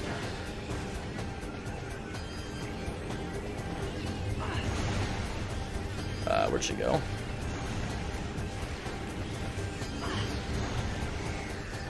Nice. Yeah, screw attack is just a chainsaw. It's great. All right, so we need to defeat Dark Samus to go here, and then we're gonna technically do a puzzle, but we're not going to. Well, we're going to, just not the way the developers intended. Yeah, Amadeus, it's all RNG manipulation. It's all good. We are okay. Get some health here, I think. Nice. That should be good.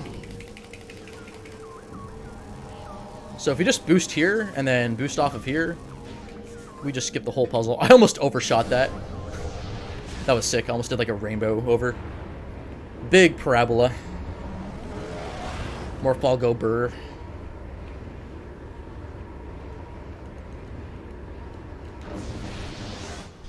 Oh my goodness, vanilla Echo Visor. Who would have known? Crazy stuff. Yeah, this fight's actually like really cool. Like cool boss strats and stuff, but you don't ever want to come here in a randomizer. Well, it's not that bad, but it is a couple minute commitment, and it's out of the way for one item, so. But this isn't randomizer, this is 100%. So we're just doing we're doing the gaming. That's all I have to say. So we're just kind of going back the way we came. If you got any other donations, Crunchy, feel free. That screw attack was RNG manipulation. Intended gameplay. I did actually want to take a moment to mention something we got coming up in a couple of games here. We have there's actually a Super Mario Maker 2 Endless Mode run coming up in 2 games. And there's a bid war for which character we're going to see. Now, Bash, which of these 4 do you like? Luigi, Mario, Toad, Toadette? I have to say I'm kind of a Luigi, partial to Luigi kind of guy. You gotta go with Luigi. Yeah, I'd say so as well, although our boy Luigi's only got $1, whereas apparently there's a lot of love for Toadette out there, who is $57 in the lead, so... Echoes! I've never seen that before. It's never happened before. Have you seen that, DF? I mean, also BSJ to, what's with this camera? So that there was a BSJ to get enough height so I can just screw attack in. Okay, I guess I'm just doing the spinner now. That was amazing. Echoes has so much jank, it's ridiculous. I mean, I love this game, but oh my god, this game is janky. But yeah, Mario Maker 2 Endless Mode. Also, shoutouts to Able Gamers. This marathon is benefiting them. I am all for gaming accessibility and just accessibility in general. And I think they're a really fantastic cause, and you should support them. So one more cutscene extension. Big time save right here. I have to wait to skip at the right time so that the game has to wait for the load to finish before the it's all done. Nice unmorph. Very important. Oh, Lear's happy. We've made him happy. It's all good. Umos is happy too. We did it. We're saving the world. We're saving the world of gaming and I guess the Echoes world too. Also, I've been missing like every single like fast bomb strat for these rooms.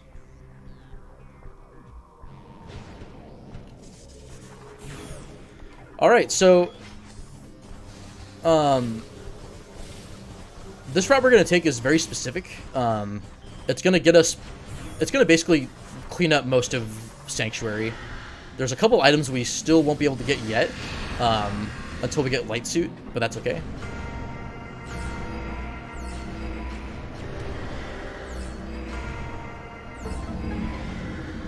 As fun as one trip Sanctuary is, we still have a lot of ground to cover, so. But that's okay, we'll get to see Sanctuary again for just a little bit.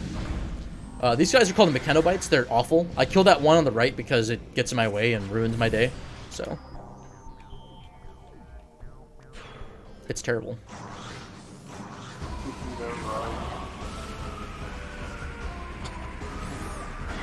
There's a door coming up that I absolutely cannot, like, spam shot. Because good things happen if I do that. And hopefully I get this one screw attack strat first try. Alright, keeping my hand off the controller. If I shoot this door while it's, like, trying to open and load the room, the game crashes. It's great. Yeah, you're not supposed to be able to Nice.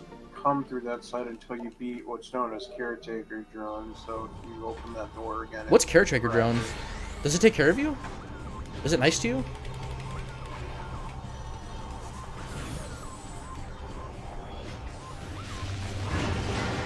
Yeah, unfortunately, even though this is 100% and we do fight practically all the... Wow, nice. Good movement. Good gameplay. Excellent gameplay.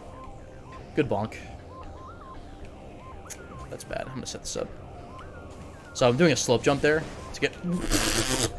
Okay, what am I doing?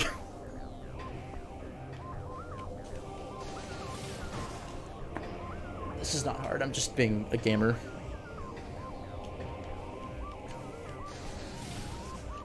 Dude, DF, I'm letting you down, dude. There we go. I've never failed that jump as hard as I have before. That's great. So I think this is the 50% item right here, or it's this E-tank coming up. I'm not sure. Oh, hello. And Boost Ball's great. Much, like 99% Sanctuary one trip. There's only Yeah. Alright, we're gonna do a gamer strat right here. I'm gonna jump off the shield and screw attack in there. Sweet! That saves like, I don't know, 10 to 15 seconds over the alt strat. Because that shield does eventually go away, so. But it's okay. It's all good.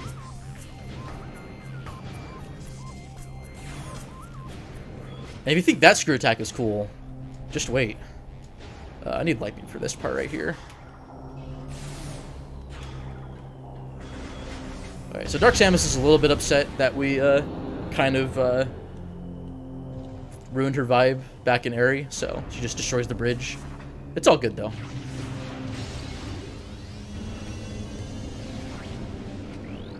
We'll be seeing her again pretty soon.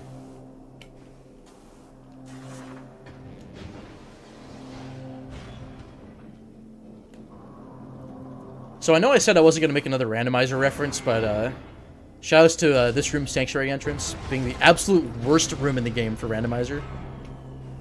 It is so bad. Alright. This is really precise. And I didn't get it first try. That was awful. Let's try that again.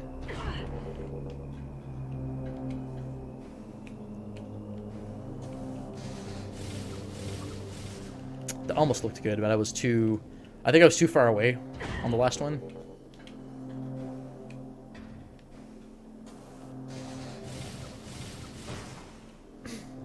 Okay. This is a pretty precise screw attack, so. Dude, come on. I think I need to start my screw attack earlier.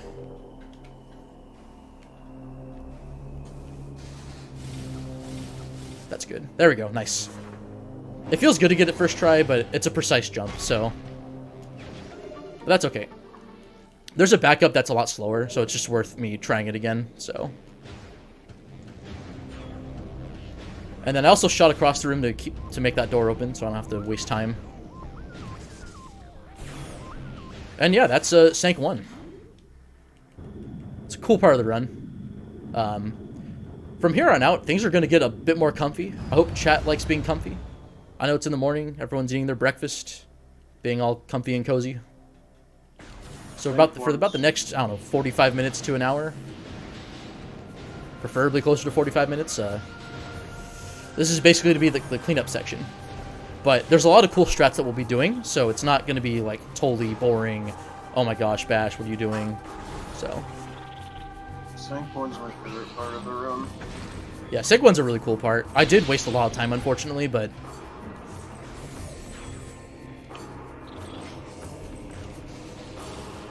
But yeah.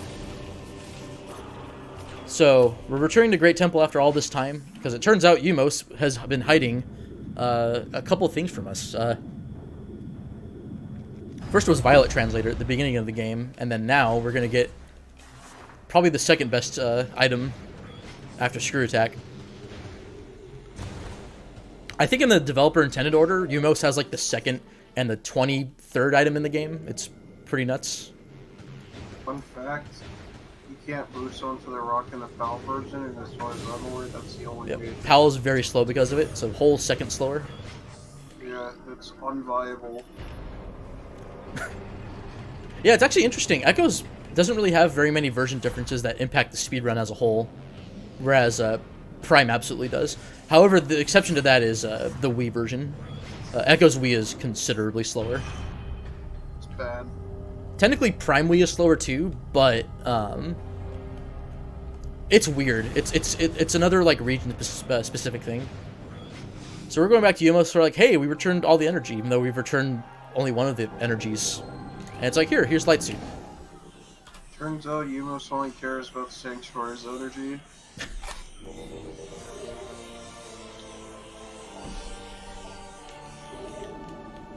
So one nice side effect of this is that we can just, we now have a fast travel system, 2 hours into the run. But it works out, so we're going to go back to Torvis and do some fun times. This is actually kind of cool, though. You feel so powerful and everything with Light Suit. Also, actually, chat, let's gauge chat. For those of you that have played Echoes, how many of you think Light Suit looks better than Dark Suit? Okay, actually, hold on. We'll type in chat whether you like Dark Suit or Light Suit more. I actually like both suits myself, but I think Light Suit barely ekes out over. I know some people enjoy Dark Suit more than Light Suit's design.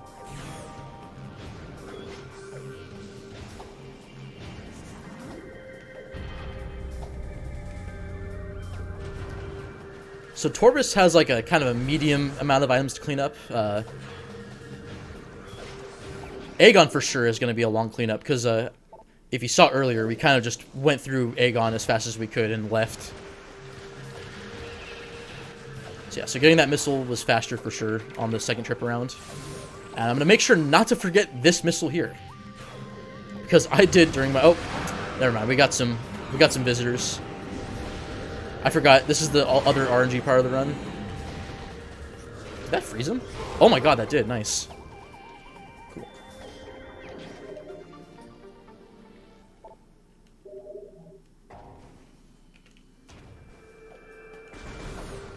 Alright, so this room has a really annoying screw attack. So I'll try to get it. Actually, no, I'm going to go for the platform. Just play it safe.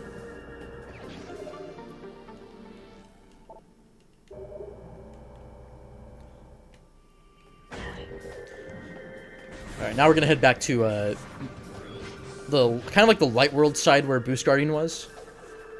Not too much going on. We're going to do like this cool screw attack, but it's going to be natural gameplay for a bit. So, Crunchy, what's up?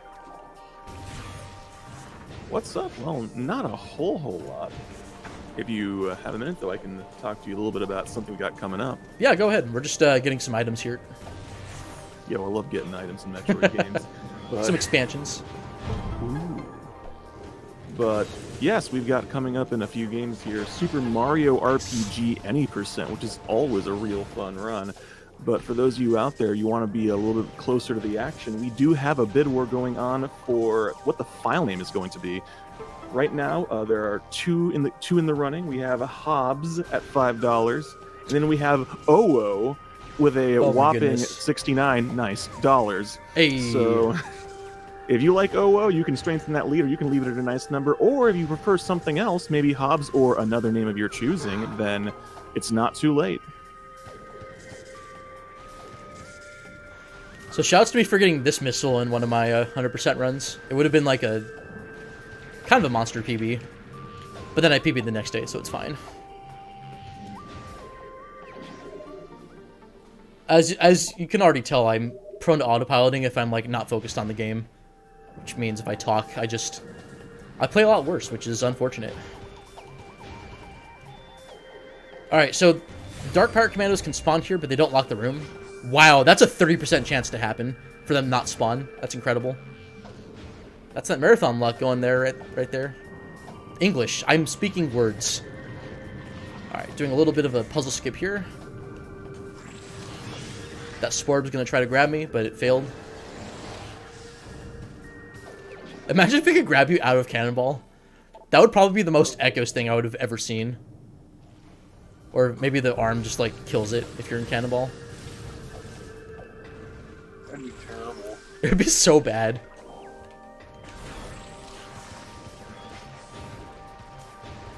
Not as bad as Echo's 4%, though.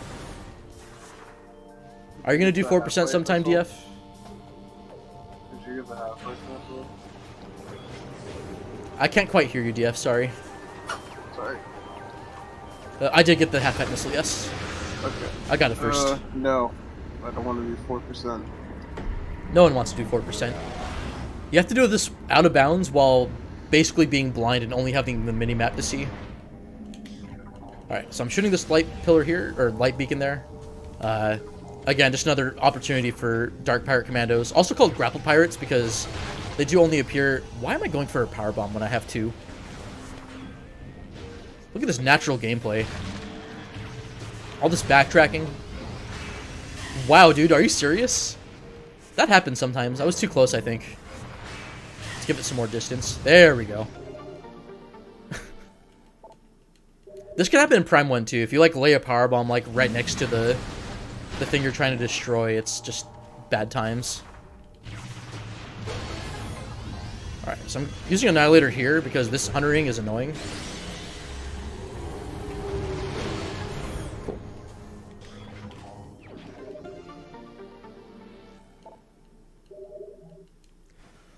So it's worth putting off some of these Torvus items because of this room right here. This is another one of those flying in caches, except we need light suit in order to get it, in addition to Dark Visor. So, fun fact: if you don't have gravity boost, you just move underwater as if you did. You just can't do the gravity boost like third jump.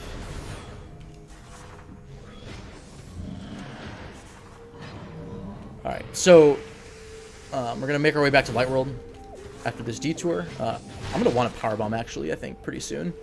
There we go. Okay, so far so good with the Dark Pirate Commandos. If they did spawn here, it's not a big deal because we're going through the portal, we're not going through a door, so we wouldn't be locked in. But that's okay because they're gonna appear in like 2 rooms, so our luck may run out, it may not. What do you think? Do you think we're gonna get Great Bridged or no, DF? What's your money on? So. Okay. So I did get them in practice, so clearly in our marathon luck's gonna hold steady. Instant morph? Yeah, let's go. I'm a gamer.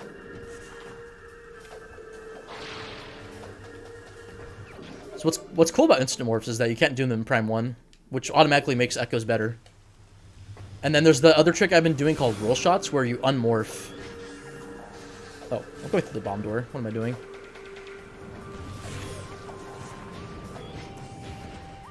Alright, well, pretty decent luck so far. I think we've only had 2 grapple pirate spawns this whole run, so... And we'll, I think, have another... Actually, I think that's it for the grapple pirates, right? That's the last room. So I think we got like 2 out of 6 spawns. I haven't really been keeping track, so... Maybe chat knows. This is the part of the exam where chat has to know now, so...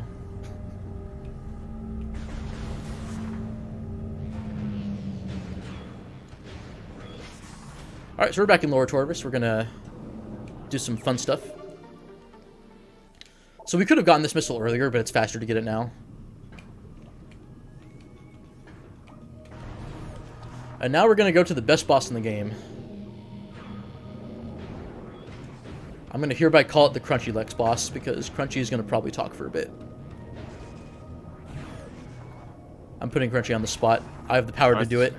Don't at me. See how it is. Name the worst boss after me. The worst. Actually, Powerbomb Guardian's kind of fun. It's just like Flogger though, so where it's like we're just doing some optimizations, but it's more or less just hit 4 things and it dies. Okay, technically we're not doing that yet. There's another missile we have to get here. Right here with Screw Attack. Retro did their darndest to make sure you had to come back with like late game stuff.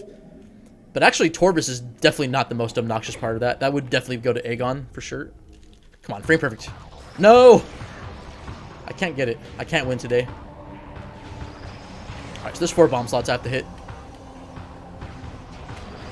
Nothing too crazy. I'm going to do some boosts for some optimization here. Other than that, it's just getting to these as fast as possible, so... Oh, I actually could have gone to that bomb slot. That's crazy. So, whenever you're ready, Crunchy. Alright, I can... Hear the dulcet tones of Crunchy Lex. I don't know that's the adjective I'd use, but alright, here we go. We have $6 from Eye of Newt for an even 5,200. I'm sorry. Yo! Not anymore, but awesome run so far, Bash, and special shoutouts to Draco and Crunchy. Y'all are amazing. Oh gosh. This fight went pretty much perfect. Bye-bye. Oh, pfft, nice. Good pause. Alright, so you didn't see it, but it got crushed underneath the... whatever that thing was. No big deal. We're just doing some pest control.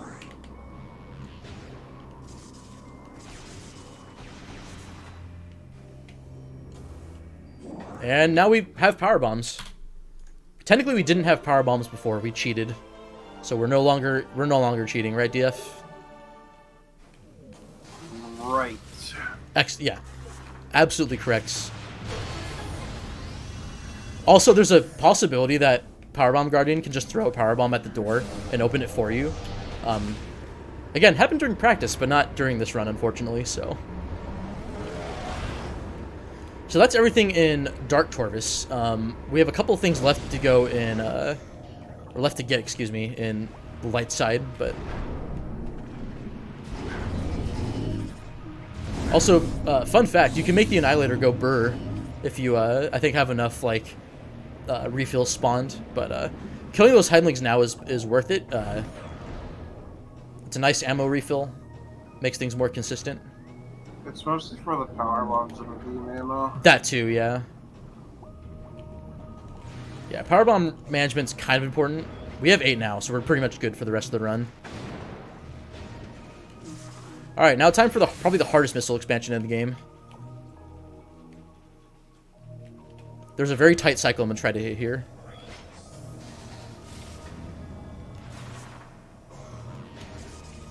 Okay, so far so good. But that's not the hard part. Okay, I'm going to probably miss it now.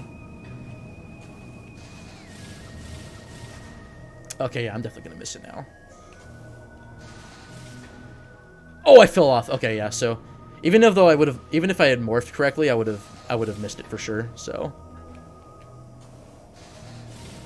That's okay. It's hard to get that cycle, but you're a god gamer if you get it.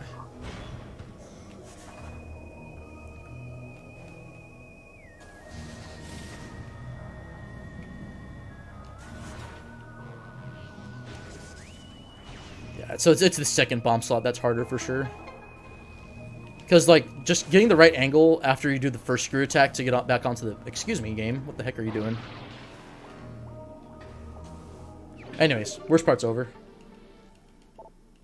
Crunchy, we have not kept too much track. There is a trick you can do in Echoes called Infinite Speed. It used to be done to actually skip the item loss cutscene until we figured out that there was that hole in the ceiling.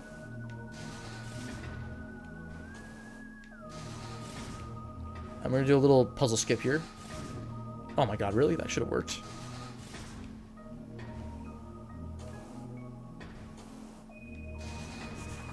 Come on.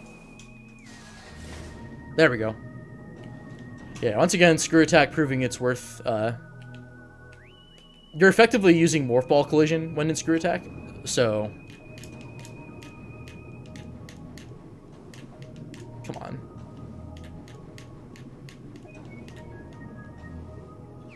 Cool.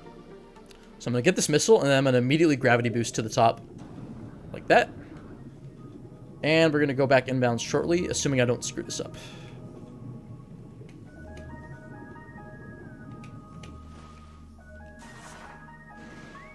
There we go. Nice. Okay, hopefully we don't get owned by this Grenchler here. Oh! He did it! That Grenchler should be playing basketball right now. That was some serious goaltending right there. Just saying. I feel like that one should have a name. We can't name it Bob because there was a space pirate named Bob already. Jim. Could name him Zion Williamson. I think that's his last name. I apologize. His name is now Jim. I have declared this as law. So we got another one of those final boss key things here. Yeah, both the ones in Torvis are light suit locked, so that's why we have to come back later. That's okay. So we are actually almost done with Torvis. We have like 2 more missiles to get, and then we're going back to Sank. So, how's it going, Crunchy? Going all right. In hindsight, I wish I had made a pot of coffee. Yeah, I made one beforehand to caffeinate. But that's okay.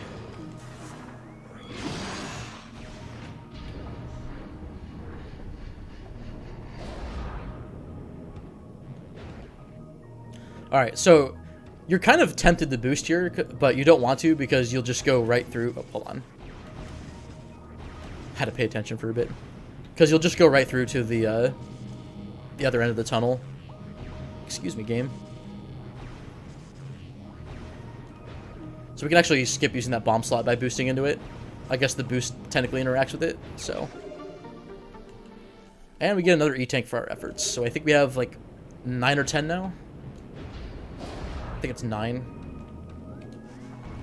Oh, nice. I've never gotten that instant unmorph before. And technically there's this puzzle you're supposed to do with Spider Ball and Boost Ball, but we can just screw attack on. It's all good. I actually really like how the cleanup's routed. You just get everything in one go. There's not too much detouring you have to do. But Sank's going to be like the complete opposite of that.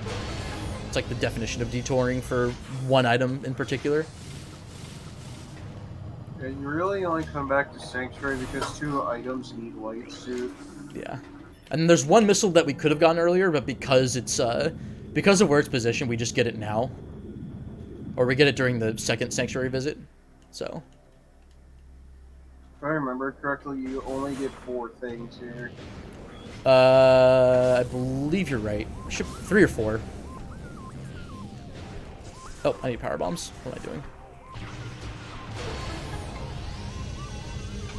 You did, like, basically all of Sanctuary in the first trip. Yeah, it's actually nuts. Sanctuary has, like, half the number of items that Torvis and Aegon have. So that's, like, that's one factor. The other one is, just so many of them we can get, where we just so happen to be able to get. Also, this one's Cobalt Translator locked, so we would have had a detour anyways. So it's worth it to come get this during the second visit, even without the light suit requirement.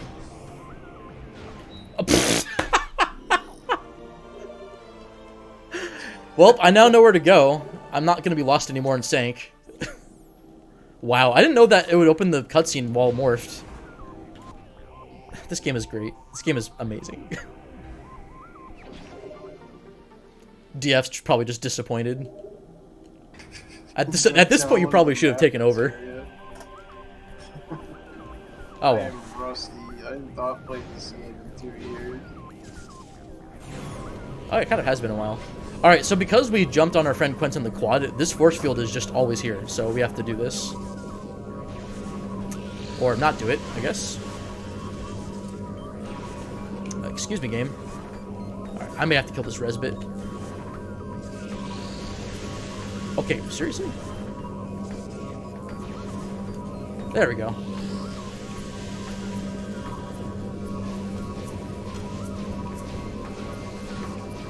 Oh, almost got this trick. Just a quick way to climb the room. Alright, so that's one of like the 3 items we have to get. And then the next one's a little bit of a backtrack, so oh, you're right, there's 4 items. I forgot the Hall of Combat Mastery missile. So this missile's not hard to get, but it's easy to miss, so... there's this puzzle you're supposed to do. It takes a while. We're just not going to care. Because you can instamorph in echoes, that trick is possible. It's great. I love this video game.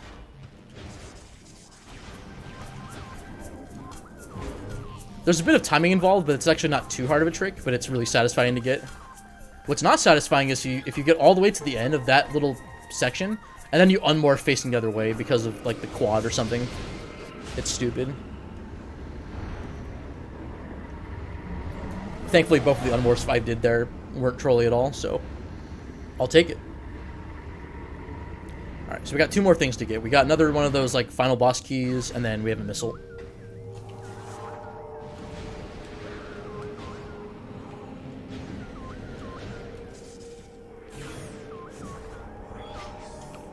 There's technically platforms here that you have to see with Dark Visor, but I mean, we don't care, so... It's kind of weird that they, like, place these, like, rooms with fewer requirements on them, but then, like, the only thing that's over here is, I guess technically a save station? And then, I don't know what else, because the only thing that's of interest over here is this one item, and you need screw attack for it, so... There's a save and ammo refill over here. Oh, you're right, Sank has 2 of those. Alright, well, we're just gonna be getting this one item, so, got anything to plug, Crunchy? I have a donation, actually. Ooh, let's read it. All right, let us. I have No. $10 from Wandering Mind. Glad to see Metroid Prime 2 100% being run, enjoying the marathon as a whole. This event has come a long way since 2015, and I'm glad to be here.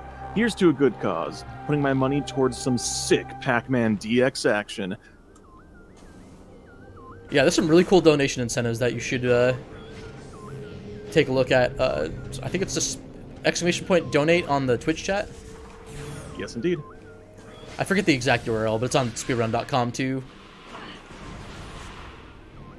And then you also have, like, this is part of the Metroidvania block, so you got Rondo of Blood after this run too. If you want more of that item collecting awesomeness. Although Rondo is more of a... I'm not sure. Okay, I got that jump, nice. Wow, oh my gosh. I got completely owned by that Inglet. It's okay, good recovery.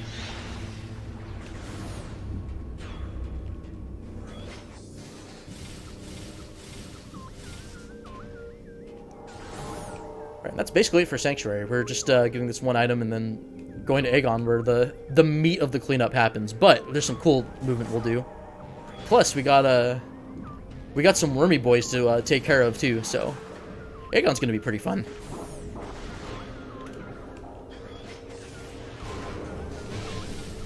Fun fact, there's a Metroid that spawns here. If you fall into the void and get the terminal fall, it just despawns the Metroid for some reason. I don't know why. It's great.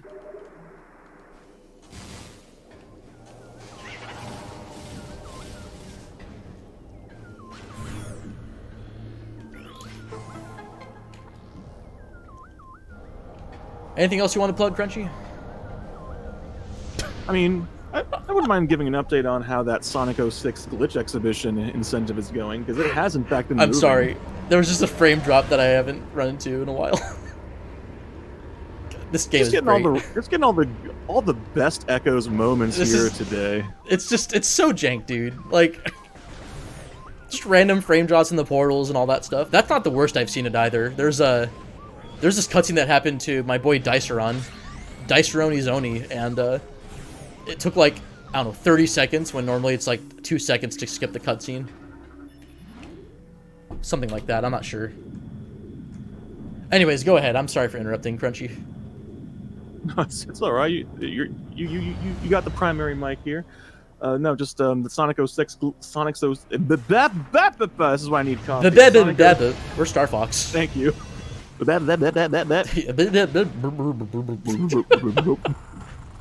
As you can tell, this stream has definitely not gone off the rails. We had rails? Yeah, it's a rail shooter, except I'm in control of the rails. Thinking emoji. Alright, no, right, Sonic 06. Glitch Exhibition, I remembered. Right, so that's actually been moving up. That's, that game is just kind of, that run is just kind of one big glitch showcase. So you want to see the ones that didn't even make the cut, which is pretty impressive if you think about it. That one's at 31 of 150, and that run is, of course, a little bit later today after the Mario blocks. So if you want to see those, and that bonk respawns me here. Great. It's great. It's fast.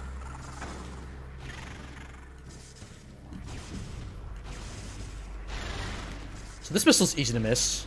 Haha, get it? Has miss in the name.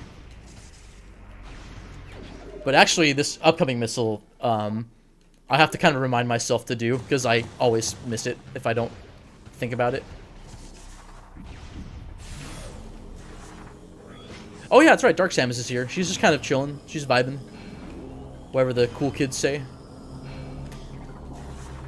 But that's okay. We're gonna hopefully not crash the game. Alright, don't blink.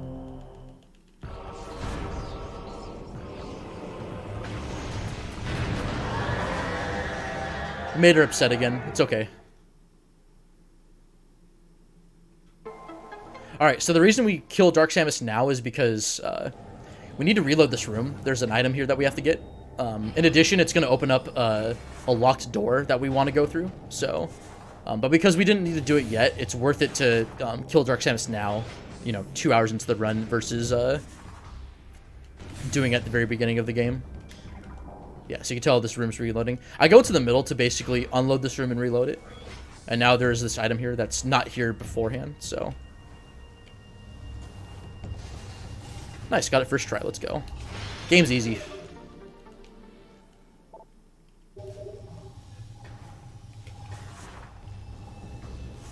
I tried doing a roll jump there to not have to go on the elevator, but that's okay. I think this still is kind of slower than the BSJ to get back up, but I wouldn't know. I'm not the master gamer that DF is here, so.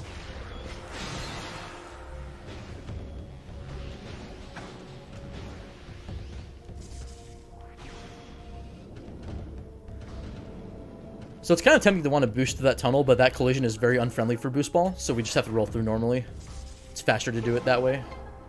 It's dumb, but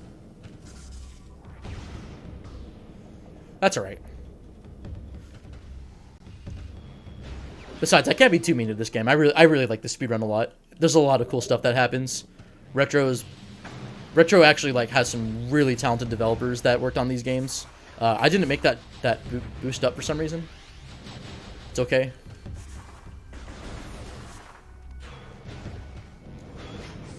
So I'm gonna safety save for like one reason. Well, I don't know.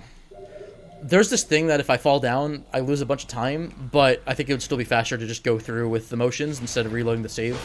So, and I'm actually like getting kind of close to estimate here, so I'll just go as fast as I can.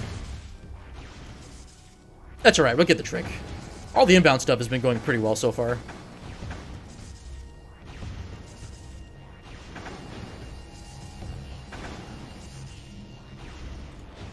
So if I was fast enough, I would have made that cycle faster, but that's okay. Oh, you know what? It might have been the save station, too, that threw me off.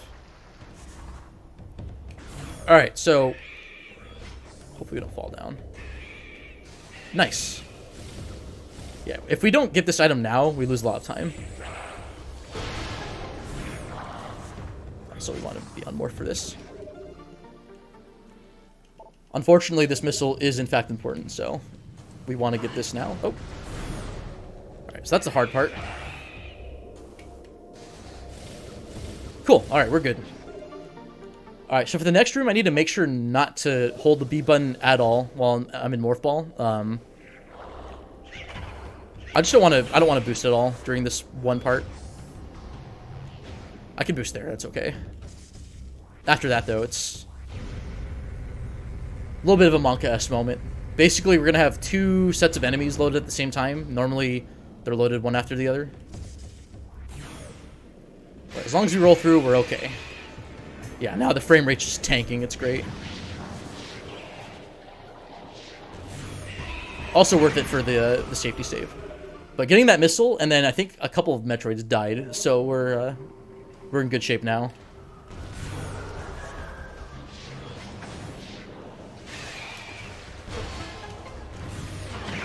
Alright, and that's it for the pirate base. There's some Dark World stuff we'll do, and then we're gonna fight our worm boys in about, I don't know, 5 minutes, so it'll be fun times. Maybe they'll do a raid for us, maybe not.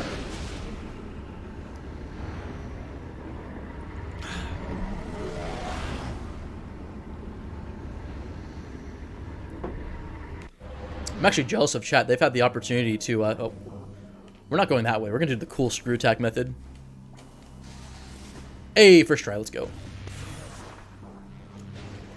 Alright, so this room right here that we were just in, there is a this enemy called the Flying Ink Cache. It has those final boss keys. You have to have Dark Visor and stuff. We also need Light Suit. For whatever reason, we have to kill Powerbomb Guardian for that particular key to appear. You cannot get the key until you in this room until you defeat Powerbomb Guardian. It is a weird kind of like lock that Retro put in. I mean, it works out because it's just worth cleaning up Torvus first anyways, but this is like one main reason why we have to clean up Torvus before we go to Aegon. It's pretty odd. But Prime 1 has a similar kind of lock too, where there's a Chozo artifact in that game that gets you access to the final boss, and it just doesn't appear until you get the main Powerbomb upgrade.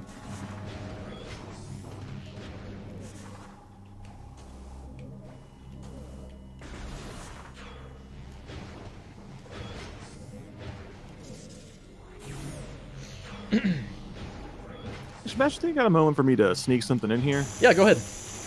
Because I have some very important news. Oh. A new bid war has appeared. Oh, and, baby.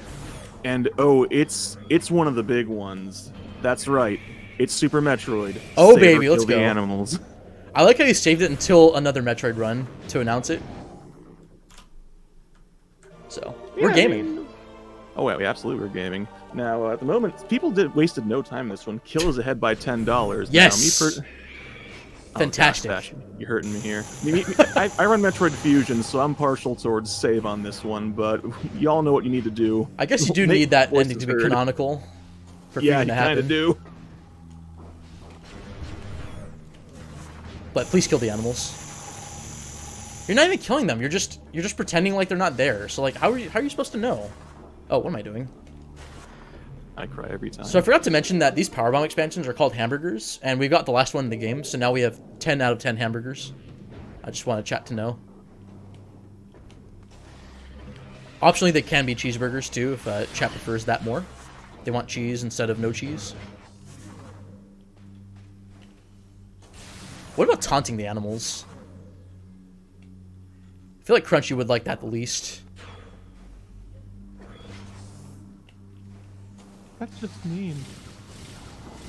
Alright, so there's that Aegon key. We're finally gonna go get Dark Suit. Yeah, I know. I promised we would get Dark Suit, and we didn't get it. And we had to, like, basically play the game for 2 hours and almost die, but then not die, and it's all good. All right, so this is basically an auto scroller. What I'm gonna do is I'm gonna shoot 2 beacons with the Annihilator Beam. That's gonna make the Ing want to go into the beacons, but then they die. It's fantastic. You're gonna hear that for quite a bit. While I'm doing this, there is a well, I might not get this in time. Okay, we're fine. I'm gonna get this final boss key, the Sky Temple key, to get to the Sky Temple. I think we have what, 6 now? And we're gonna wait for these Ing to kill themselves. Also, this. Got to show that off, thankfully.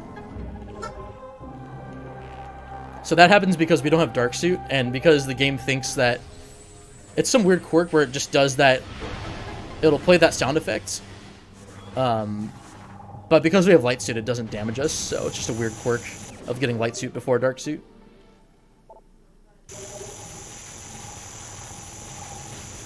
Didn't mean to unmorph there earlier, but that's fine.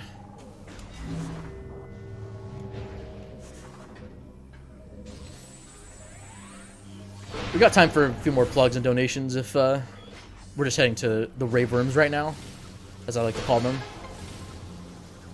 Alright, I can do that. Hey, let's go.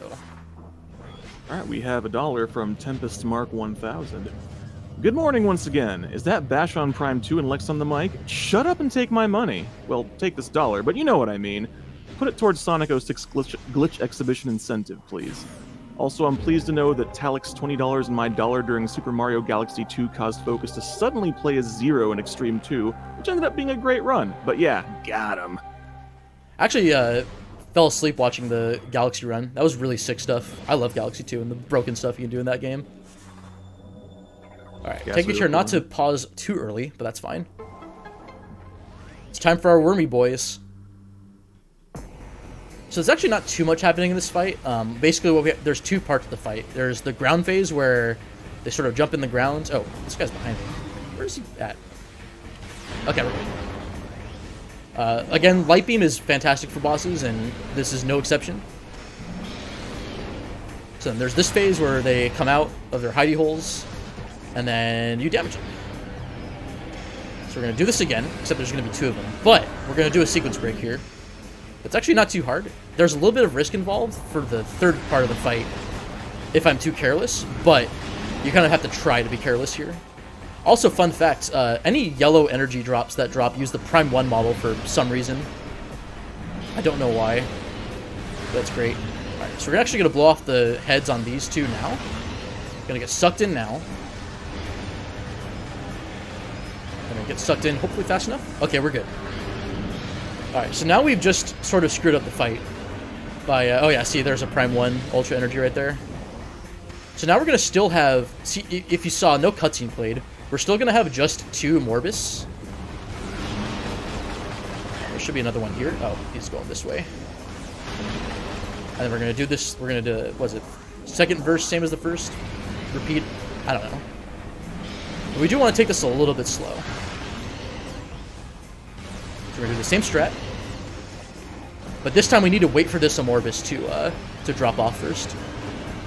Yeah, if you don't wait for the worm to drop off, the cutscene doesn't start and you soft lock. Yeah. But hey, we're getting Dark Suit. Come on. Oh, no frame perfect. I'm getting shafted today on those. That's okay, though. Because we have Dark Suit.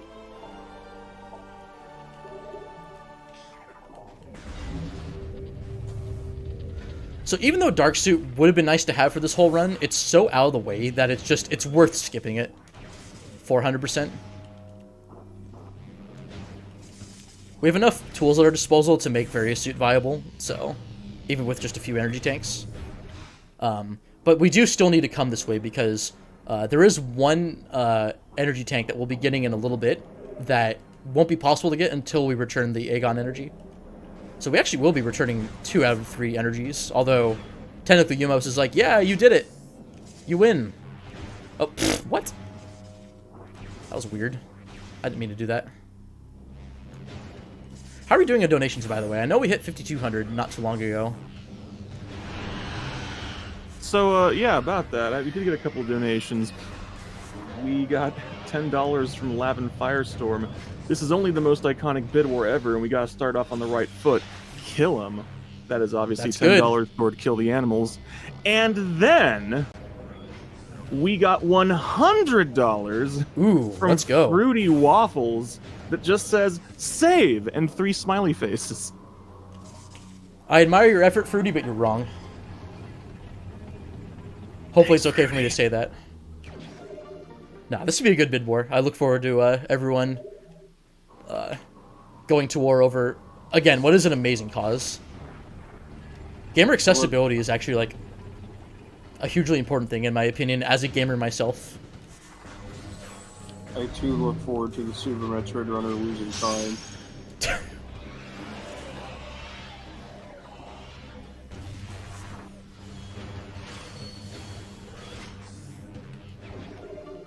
Fun fact, this room is called Incash 4.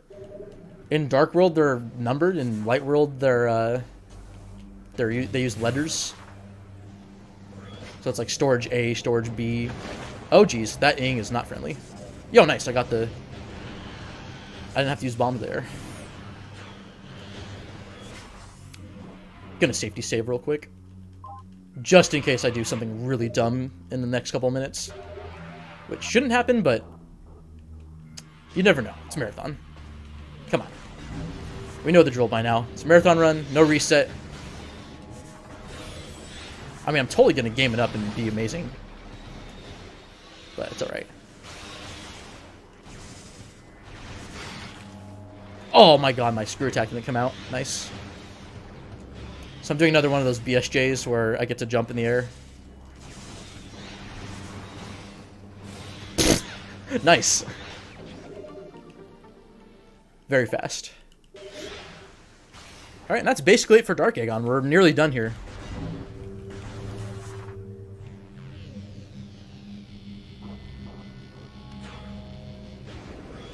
It's actually pretty cool. It doesn't seem like you get... also, energized safe zones don't last forever, just a reminder.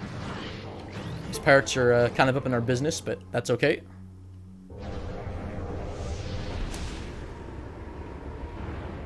It's kind of crazy how trivial things get once you just get enough ammo and energy. It's pretty satisfying, though, because this game does offer a genuine challenge, both from a casual and from a... oh, whatchamacallit, a speedrunning context. I died plenty of times casually. I've died plenty of times in this run. Or just in this category, running the game, so... Alright, got a cool strat coming up here. There's a missile expansion, or... Yeah, this is a missile expansion. We need power bombs and Spireball for this. We're gonna drop down, boost, use a Merc Ball Bomb, and then we're gonna boost again and get this swag boost. Hey, and that just gets us a little bit closer to the temple. Alright, so we need to go back to the... We need to return the energy to Light Aegon. So we're going to be doing kind of the same movement as we have before. Anything new, Crunchy? I know I've been pinging you for like every 5 minutes, but you're Crunchy, Lex. You're awesome. It's an honor having you host for this run. Ah, shucks. Well, I couldn't ask for a better run to be hosting over. Hey. Prime 2 is great. Oh, I'm If sorry, I could I'm fist sorry. bump you right now, I would. Air fist I'm sorry. bump. I meant to say Nintendo. I meant to say Nintendo Prime. God, I meant to Nintendo say Prime 2 for the Metroid GameCube. Exactly. Perfect. We're gaming.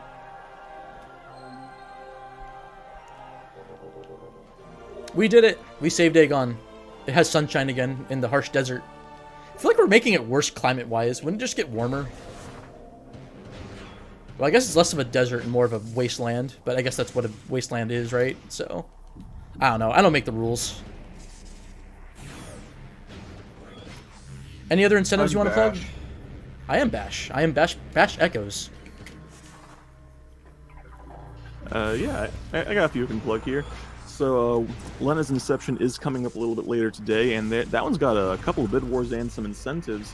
And there's actually apparently a lot of people that need saving in that game. We have 3 save incentives for that one. We have Save Gammon, Save Delvin, and Save Lance. All 3 of those are $50 away from, well, saving. So, I don't know who these people are. I've actually not played Lena's Inception myself, but if you have attachment to them, they need your help.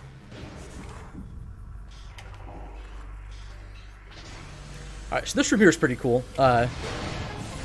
Fun fact, we finally started getting charge combos earlier. Aegon has 2 of them. We got Sonic Boom earlier, and we're about to get Dark Burst. They're mostly useless. Super Missiles are still the best. I mean, Sonic Boom does have its uses, casually, kind of. Sunburst actually has a really good use at the very end of this run. We don't have Sunburst yet, but we'll be getting it at the end.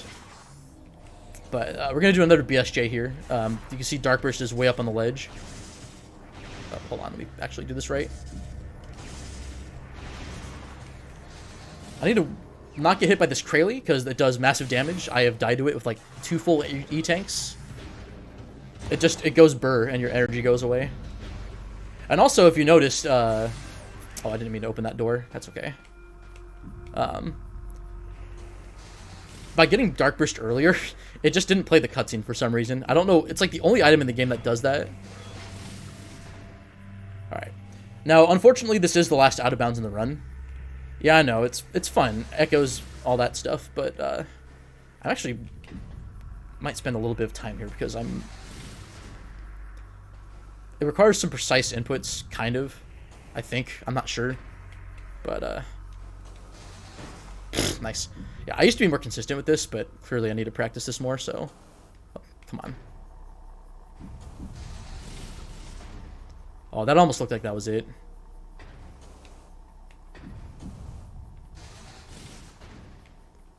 Alright, let's go back to the original setup. So I'm trying to get enough, like, velocity to just wedge myself into the tunnel. Again, we are the size of a morph ball, technically, when we're screw attacking, so this is why it works. And why screw attack's so amazing. That's so close. Come on.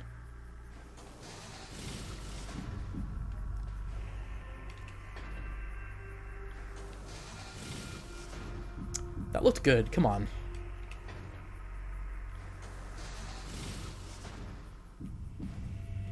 Anything you're noticing, DF, I might be doing wrong here? Or any emotional support you can provide? I think you're just canceling it too far away. Oh, okay. Too far away, huh? Oh yeah, because you just do the full animation, right? You don't cancel it? You do cancel it. Oh, there we go. Yeah. Got it.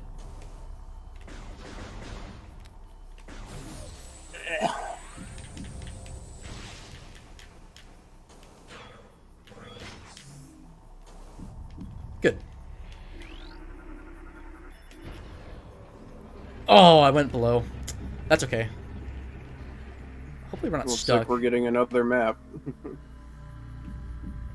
That's all right. This is a quick enough backup, and this will put us back in bounds. Ideally, you just have the rim load around you, but thankfully this is still a viable strat to do. But hey, we're pretty much done with Aegon, so. So right here, the reason why we return the energy is because this Echo Visor puzzle won't be active until we return the energy. Technically, it's because there's no sunlight to like power this door, I guess. It's kind of a cool like in-game explanation for it, but It's kind of weird they would do that, considering you're not supposed to have Echo Visor here until like the end of the I know. Aegon definitely has like the most like, here's a secret door, here's a screw attack puzzle, like. And it just so happens like one of the last E-tanks you get is just here, of all places. So that's why we save Aegon for last. But yeah, that's Aegon Waste. So assuming that I didn't miss a missile, which looks like we're good. 230 is, I think, the right amount that we should have for this. Yeah, we're in good shape. I did not forget the 2 missiles that I forgot during practice, so. And Aegon missiles in the beginning are very easy for me to just forget about, so. Yeah, so that's it for the 3 like main areas. We do have Temple Grounds cleanup to do, but that won't take very long. So we need to get 3 more of those final boss keys, and then a couple more missiles and a couple more E-tanks, and we are home free.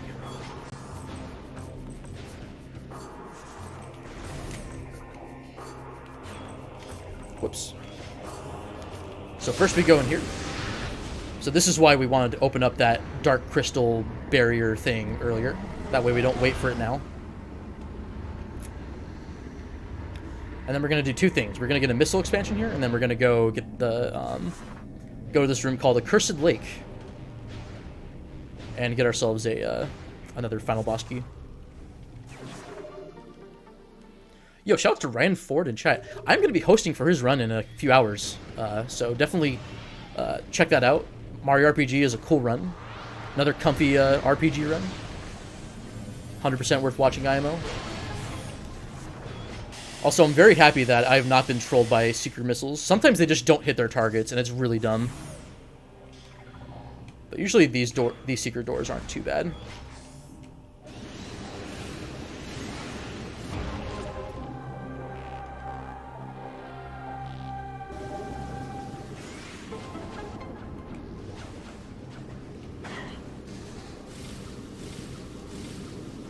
So we're going to do a little bit of backtracking. We actually want to route back to Great Temple after this for one more missile. But it's good because it puts us on the path to another part of Temple Grounds that we want to be in now. So, but we got time for some donations. All right, well, I thought I'd actually take this moment to talk a little bit about another one of our upcoming incentives here. You have another one? Holy oh gosh, moly, we have dude. so many. We have so many of these. Y'all have choices. Let's go, dude. And heck yeah, and my Pac-Man fever has not subsided since earlier because we do in fact not just have that bid war for which aesthetic you want. We have an incentive for a pacifist IL. Whoa, what? Yeah, I mean, are we y'all saving know the ghosts? I guess. I mean, yeah, I'm actually not even sure what this means. I'm really curious. I mean, because you all know in Pac-Man, you get the power pellet, you eat the ghosts. In One Earth, and in DX in particular, that's a big part of how scoring works. So, how on earth does a pacifist work? I don't know, but we can find out. We're at $10 of 100, so let's see if we can't get that one met. So we slope jump off this little piston to get high enough, but then the positioning's a little bit precise. Basically, just brute force it until you get it. And now we're going back this way. Anything else you got, Crunchy? Sorry, gamer, you caught me while I was hydrating. 1 second. Keep hydrating, my dude. All right, so this is this room is Sacred Path. We've been through it before. We did that little no space jump like way of getting up here quickly. So we're gonna get our last beam expansion here. It's a cool like Echo Lock Annihilator beam puzzle. I don't know if it's that cool, but it makes fun noises when you hit the things. So when you hit the little targets. Also, there are dark pirates here. These ones don't open doors. They always spawn here. So wow, I can't believe I just fell down. That's dumb. So thankfully, this puzzle's never like random. It's just this pattern here. Sometimes you can get trolled by the pirate commandos because Annihilator Beam likes to home in. And there we go. We have all the beam ammo expansions in the game. Getting close to that 100%. And we have 2 more items to get here. Shoutouts to that Metroid we passed. The only Metroid you'll see in any percent. Got another secret door here. So unlike that other secret door we just went through, this one technically requires light suit. There's these little enemies called Inkstorm, and they kill you basically if you don't have light suit. They just shred your health to nothing. You can get this without light suit, but you basically need dark suit and like a lot of E-tanks. Kind of. There are some safe spots where you can like boost through and minimize the amount of damage you take. So I think like you can do this in as few as like, I don't know, 4 or 5 E-tanks if you're careful. But it's slower. Alright. We might get George here in the way. He's not in the way. Sorry, DF. There's a Ning there called George. He can block your way and just cause all sorts of trouble.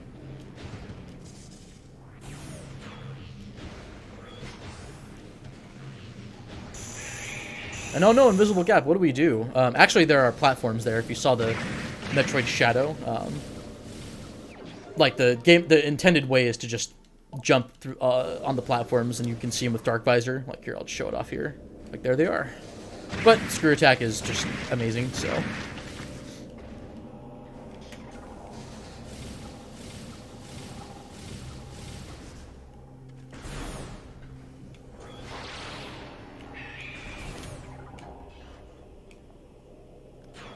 Alright, so after this, we're going to go back to GFMC compound. That's where, like, that big Galactic Federation ship was. That's where we got our first missiles.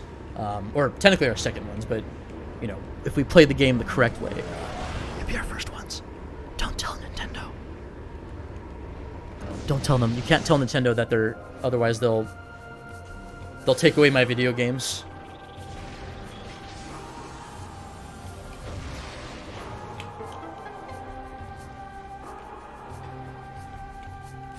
So then we put this off too because we need Dark Visor and Seeker missiles to come back this way. The missile on top of the ship here doesn't actually spawn until you collect Space Jump for some reason. Yeah, it's really dumb. There's actually a thing added in the randomizer that tells you that you have to kill Jump Guardian to get this missile. Okay, we should be at 250. We are at 250. We are getting 100%. Let's go. Pogs. Poggers, Pogs, Pog Champion. Shoutouts to Pog Champion and Charles Entertainment Cheese. I don't know what I'm doing. Oh, we got some Pringles in the chat. Let's go. Curly mustache. Oh, that is not the way to go. Yeah, so going forward and getting hit by that turret actually does manipulate the RNG in our favor for the final bosses. So, 100% intended movement. Alright, so we actually have one more upgrade we're going to get right now. It's called the Sunburst. There is a one-shot trick I can do that's like the fastest strat. Otherwise, we get to kill pirates with Annihilator Beam, so we'll see if I can get it. This jump I'm going to do is a bit precise. It's like one of the most precise BSJs in the run.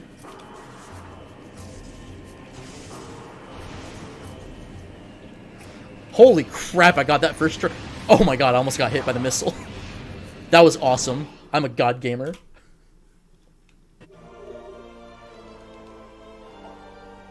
Wow, that's awesome. I'm so happy I got that. That's a little bit more difficult than it looks. There's only 2 more items left in the game. Yeah, I know. Got our last E-Tank here. Oh my god. Ha ha ha, no way. You got the power. Oh my gosh, my voice is so shot right now, I can't even sing. You got the power. Alright, so this door right here. If we didn't shoot that one dark crystal thing after we left Torvis, this would be blocking our way, but it's not, so we're good. Oh, actually, I need to unmorph here. And that's pretty much it. We are done with cleanup. Kind of. We're going to get a couple more things right next to the final boss, but...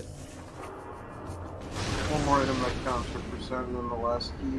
Yeah, the keys don't count for percentage, but we still need them to beat the game. But I mean, technically, if there was a way to skip them, you could do it in a 100% run. Well, I mean, technically we did for the Sanctuary ones, so... Alright, one more Super Missile cooldown skip. Or cooldown skip thing. It's cool. The only boss you need the Temple Keys for is Chica. Yeah. You can actually fight a Morris without them, but the problem is you can get out, if I remember correctly. Yeah. There is a way to skip the fight, but you still need the keys to get out, so... Alright, we should be seeing the magical thing here. Yeah, let's go!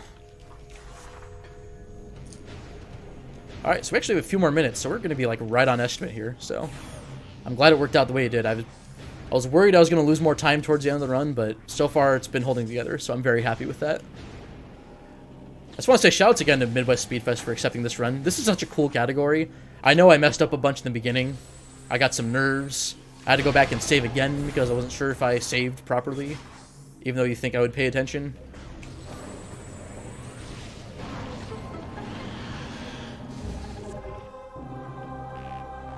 And that's the last Sky Temple key. Yeah, let's go. If you don't get that dialogue, it's like worrisome. It's like, oh no. Okay, this thing is all up in my grill right now. And we're pretty good on ammo too, so should have a pretty clean set of final bosses here, assuming we don't get centered, but I'm not going to talk about that yet, unless it happens. But yeah, we're done. We have finished cleanup. We can finally go and do the thing. Over, guys.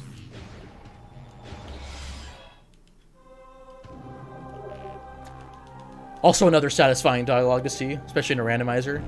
You don't want to see 8 Sky Temple keys have been returned. I think it's happened to me like once. Shoutouts to, I think, Sour Lime. It's happened to him after like a really bad seed.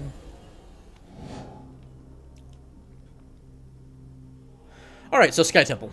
This is what we needed those 9 keys for to actually like get in here. A couple more locks though, because this is a Metroidvania, so... Oh.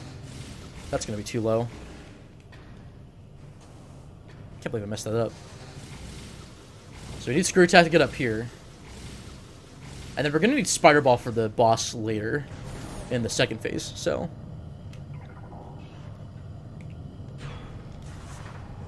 DF, if you could explain the fight, I'm gonna try to focus on this real quick. So, the tentacles are weak to light beam, so he's just gonna shoot them all with light beam. And since he has to wait for the eye to come up, he's gonna fire a sunburst and then start spamming Annihilator. The sunburst saves 3 seconds and it does a ton of damage, literally because it's like half its health, so I think. long. Literally because it takes so long to get there, so you have time to fire it and switch gears. Annihilator just does so much damage that you just spam it. This is just the frame rate like super slow right here. It's never been this slow for me.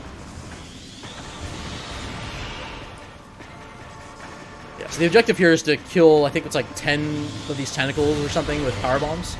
Actually, this is like the perfect recycle, I think. Alright, don't blink.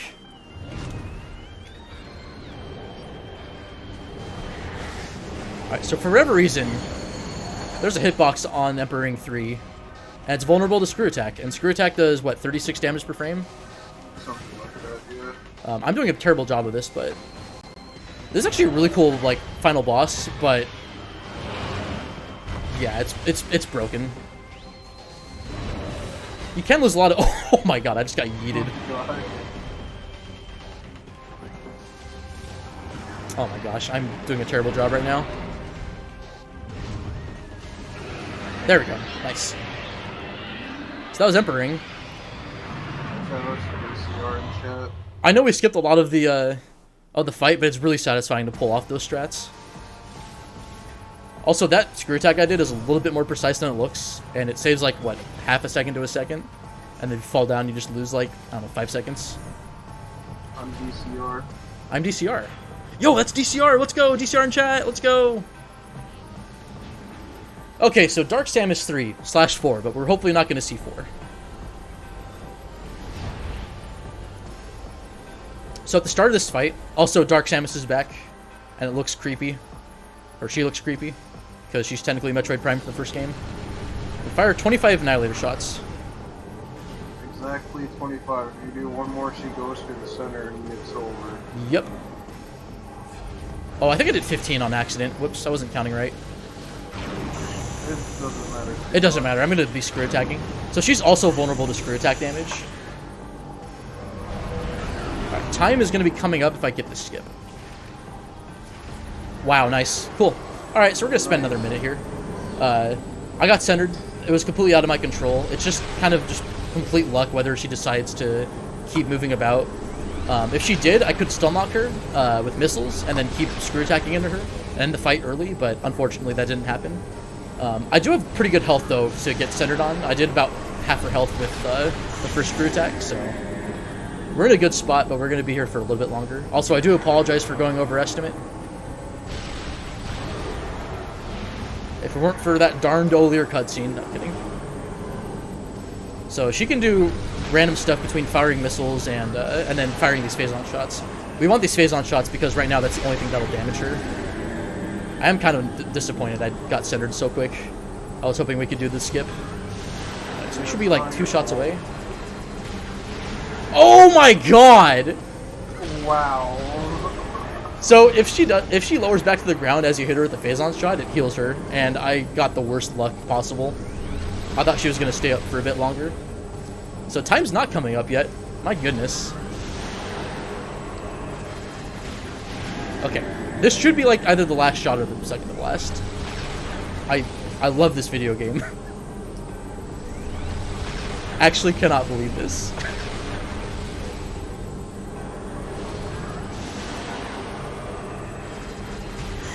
Oh, time. Sorry, I thought there was 2 shots left. GG's. Alright, I got 257.32 on my end, so I know I don't want to run too far behind here because I know I took a bit more time than usual in setup. So this game's awesome. This category is really cool. If you're interested in picking up Echoes, it's a cool speedrun. It is a bit of a learning curve, but it's not nearly as bad as you would think. I mean, speedruns are all about, you know, risk management, so... but yeah, this category in particular is really cool. Any percent does more broken stuff, but Hundo, even though it's like, you know, a nearly 3-hour long run for me, it's a really broken run. It's a lot of fun to do. Shouts to the Echoes randomizer community. I want to shout out runners like Diceron, of course Drakenif, who thank you for commentating with me. Spaghetti Toastbook, who has contributed a lot of valuable code to the Echoes randomizer. Claris for being just an all-around amazing Prime Echoes corruption runner. She's also done a lot of work on the Echoes randomizer. Aaron Explosives, who has been getting really good at Echoes lately. Unfortunately, she couldn't join us today, but she's awesome. Shouts to Mr. Miguel 2-on-1, who is the current world record holder of any percent with a 52 in-game time. Drakenif has a 149 in-game time in this category. You can go to speedrun.com/mp2_echoes. There's a link to the Prime Speedrun Discord. I'm BashPrime. You can find me at twitch.tv/BashPrime. I stream a lot of this game, a lot of randomizer, a lot of speedruns. I've been starting to do the first game again, too. It's awesome. And that pretty much covers it. Oh, and big shouts to CrunchyLex for being an amazing host. Thank you again. And thank you, Midwest Speedfest. I'm Bash. I am Bash. I'm So- PCR. So that's it for me. Take care, guys. Rondo of Blood, I believe, is up next. That should be a sick run, so stay tuned. All right, thanks again.